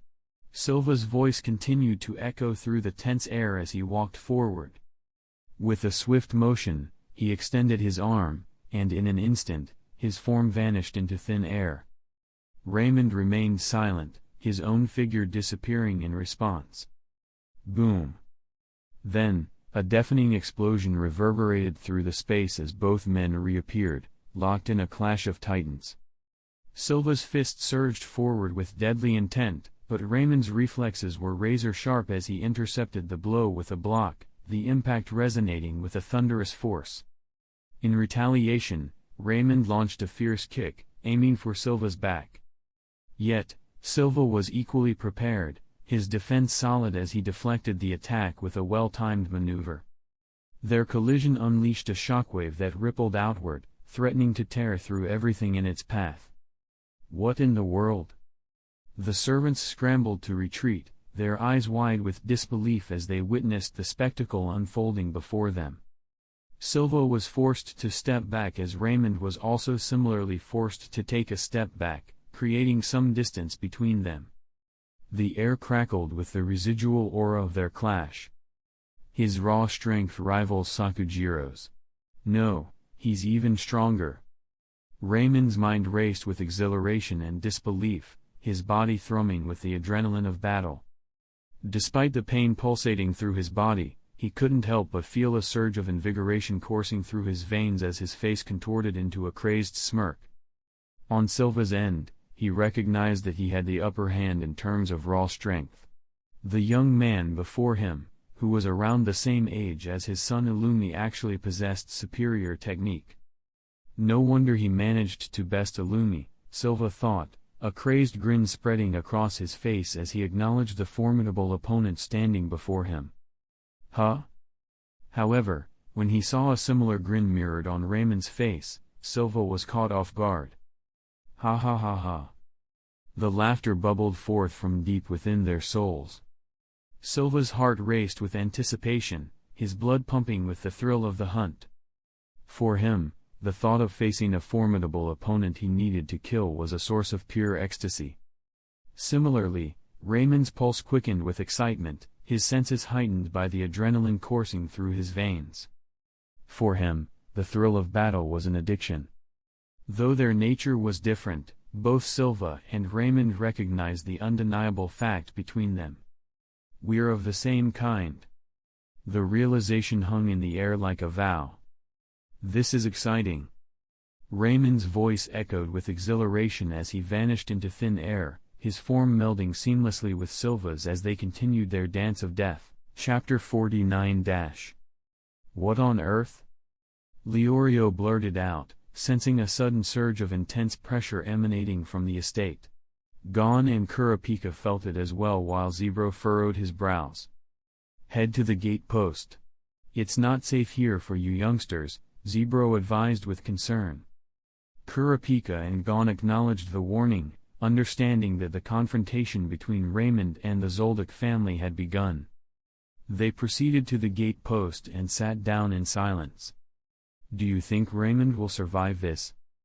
Gon couldn't help but voice his concern as he already saw Raymond as a friend.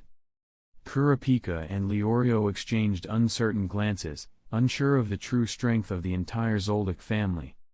Or whether Raymond was strong enough to take them on. Zebro shook his head. He couldn't help but think, Zoldyck won't allow anyone to walk away after stirring up this much trouble. However, he kept his thoughts to himself, especially considering the individual from earlier seemed familiar with the kids. Let's hope things turn out okay, Kurapika said softly, gazing at the once clear sky now becoming overcast with dark clouds. Back on the battlefield. Silva unleashed a powerful kick, his leg descending with powerful force as Raymond evaded by leaping backwards with remarkable agility. Boom! The impact cratered the ground beneath them, a testament to the sheer power behind Silva's attack. Yet, Silva's assault didn't end there. Exclamation mark. With unparalleled speed, his form blurred as he traversed the battlefield before reappearing in an instant before Raymond. His hand, pulsating with veins and razor-sharp nails, shot forward in a swift jab aimed directly at Raymond's chest. Raymond remained resolute, his instincts guiding him as he sidestepped Silva's jab with a grace born of experience. This guy. His mind raced as he assessed the situation. Silva was definitely powerful. He was stronger than Hisoka, faster than Illumi, and had a set of superior fighting technique to both. Closing the distance between them, Raymond countered with a sharp kick aimed at Silva's neck. Silva swiftly raised his hand to intercept the attack, frustration evident in the crease of his brow as he braced for the impact. The longer they fought, the more he felt like punching the air. Raymond seemed to be able to read his move with precision. Father! On your left! Illumi's urgent cry pierced through the chaos, alerting Silva to the imminent danger. Why died? Silva followed his son's warning, only to find Raymond's smirking figure disappearing from his sight. In a blink, Raymond reappeared on Silva's vulnerable left side, his fist hurtling towards Silva's face with alarming velocity.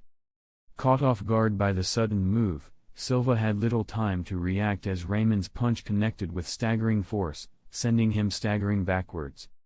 Silva's breath hitched as the impact rippled through his body. Exclamation mark. Meanwhile, the Zoldyck family members and their servants watched in stunned silence, and their eyes widened in disbelief as the scene unfolded before them. Silva's figure crashed through the ground, with the earth quaking beneath the force of his fall. Yet, with an impressive display of resilience, he rose from his knees. It has been a long time since the last time someone gave me a clean punch. Silva's hand instinctively reached to touch the side of his face where Raymond's punch had landed, the sting of the blow still lingering. Despite the pain coursing through him, Silva remained composed, his gaze fixed upon Raymond as he slowly opened his mouth. You purposely slowed yourself down since the beginning, huh? He was Silva Zoldyck, the current patriarch of the Zoldyck family.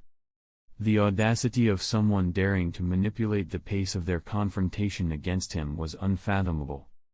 Illumi felt a wave of shock wash over him. Even though his expression was emotionless, his fists clenched involuntarily.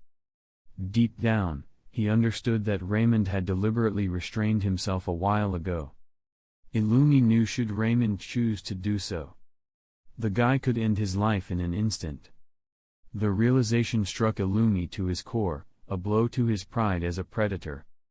The tables had turned, and now he found himself feeling like prey, vulnerable and exposed in the presence of a being of a higher food chain.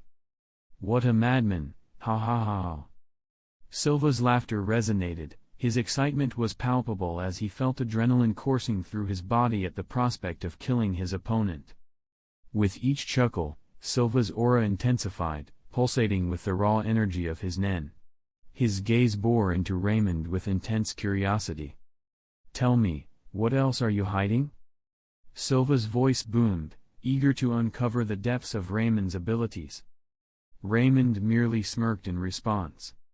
His movements seemed casual as he discarded his blazer, letting it fall carelessly to the ground. With a fluid motion, he unbuttoned his shirt, revealing the muscular form beneath. "This is about to get sweaty," Raymond muttered under his breath, his voice carrying a hint of amusement. As his words hung in the air, a surge of formidable nen erupted from Raymond, dwarfing even Silva's powerful aura. The sheer magnitude of it sent a shiver down Silva's spine, his expression hardening as sweat beaded on his brow. "Master, do you really need to go this far?" Sakujiro looked at Raymond, who stood amidst a swirling storm of the terrifying nen with a concerned expression. Raymond closed his eyes briefly, then reopened them, revealing a pair of crimson orbs that glowed with an ominous hue. Exclamation mark. Seasoned by decades of life as an assassin, Silva immediately sensed the impending threat. A shiver ran down his spine as he felt the hairs on his neck stand on end the moment those crimson eyes locked onto him. In a decisive move, Silva turned to his family and servants. "Step back. This is beyond your capacity." With a sense of urgency, Silva urged his families and servants to retreat. Silva's thoughts raced as he looked at Raymond in silence. His gaze flicked briefly towards their mansion. Why haven't they come out? Raymond's presence should have alerted these old fossils. Despite his usual excitement for battle, Silva couldn't ignore the gravity of the situation. Raymond's overwhelming power sparked a mix of anticipation and concern within him. Silva wanted at least Zeno would come and help, since he now wanted assurance. An assurance that they could finish off this enemy right in front of his very eyes without leaving him any chance of escaping. This young man. Silva's eyes narrowed as he observed Raymond's deliberate advance. A steely resolve settled within him as he reached a sobering conclusion. We must eliminate him at all costs. Chapter 50. A vivid crimson hue enveloped everything, reflecting the color of his gaze as time seemed to slow down in Raymond's perception, with his thoughts completely accelerated. Raymond shook his head after seeing Silva's expression. He could roughly tell what Silva was thinking. "That's why I dislike assassins," he muttered to himself as he slowly made his way toward Silva. Both of their figures suddenly disappeared before their collision, creating another resounding shockwave. As the fierce battle raged on, Silva's heart sank with dread. Raymond had seemingly transcended his previous limits, becoming even faster and more adept at countering Silva's attacks. With a sharp evasion, Silva narrowly avoided Raymond's onslaught before retreating to a safe distance. But Raymond showed no mercy, closing the gap with alarming speed. In a flash, he materialized behind Silva, unleashing a devastating whirlwind kick aimed squarely at Silva's exposed back. The impact sent Silva hurtling towards the ground with alarming velocity, his body crashing into the earth with bone-shattering force. A deep crater formed upon impact, with Silva at its center, a testament to the sheer power of Raymond's assault. "Tell me, who are you?" Silva rose from the crater with an air of nonchalance, his demeanor unaffected by Raymond's earlier assault. His expression remained sharp and focused, undeterred by the force of the attack. Without a word, Raymond continued his onslaught with a swift kick as he materialized above Silva with lightning speed. "Rude brat." Silva's brow furrowed in response as he leaped into the air to avoid the attack. Silva opened up his hand, and his hand suddenly glowing with swirling chaotic orbs of Nen energy. As Silva prepared to merge the orbs into a single, devastating attack, his concentration was shattered. Raymond appeared before him instantly, blocking Silva's hand with uncanny precision. Exclamation mark. With a jolt of realization, Silva's eyes widened in alarm. But his reflexes were swift, and as Raymond launched another kick, Silva retaliated with a powerful thrust of his own. His foot connected with Raymond's chest, sending him hurtling toward the ground like a meteor. Raymond crashed into the earth with incredible force, carving out yet another crater on the battlefield. "Time to meet your end." Silva's voice boomed, his hand clenched into a menacing fist as he was about to combine the orbs to create an explosion aimed at Raymond. Yet, Raymond's response was a sinister chuckle as he calmly issued a warning: "You might want to reconsider your position." Silva's heart raced with apprehension, but before he could react, a wave of dread washed over him. Exclamation mark. His eyes widened in disbelief as he felt the connection with the orbs he had conjured slipping away. In horror, Silva glanced at the hand Raymond had restrained earlier, sensing a dark aura disrupting the flow of his energy. Before he could react, the orbs exploded with a deafening roar, engulfing Silva in a maelstrom of destruction. "Papa!" Maluki's worried cry reverberated through the air. Kikyo's expression twisted with worry as she uttered a single word: "Husband." In the heavy silence that ensued, Ilumi's unwavering gaze remained fixed on Raymond. Meanwhile, Raymond slowly rose to his feet, spitting out a mouthful of blood, while Kalito observed with stronger interest. As the dust settled, Silva's battered form emerged, consumed by the aftermath of his own attack.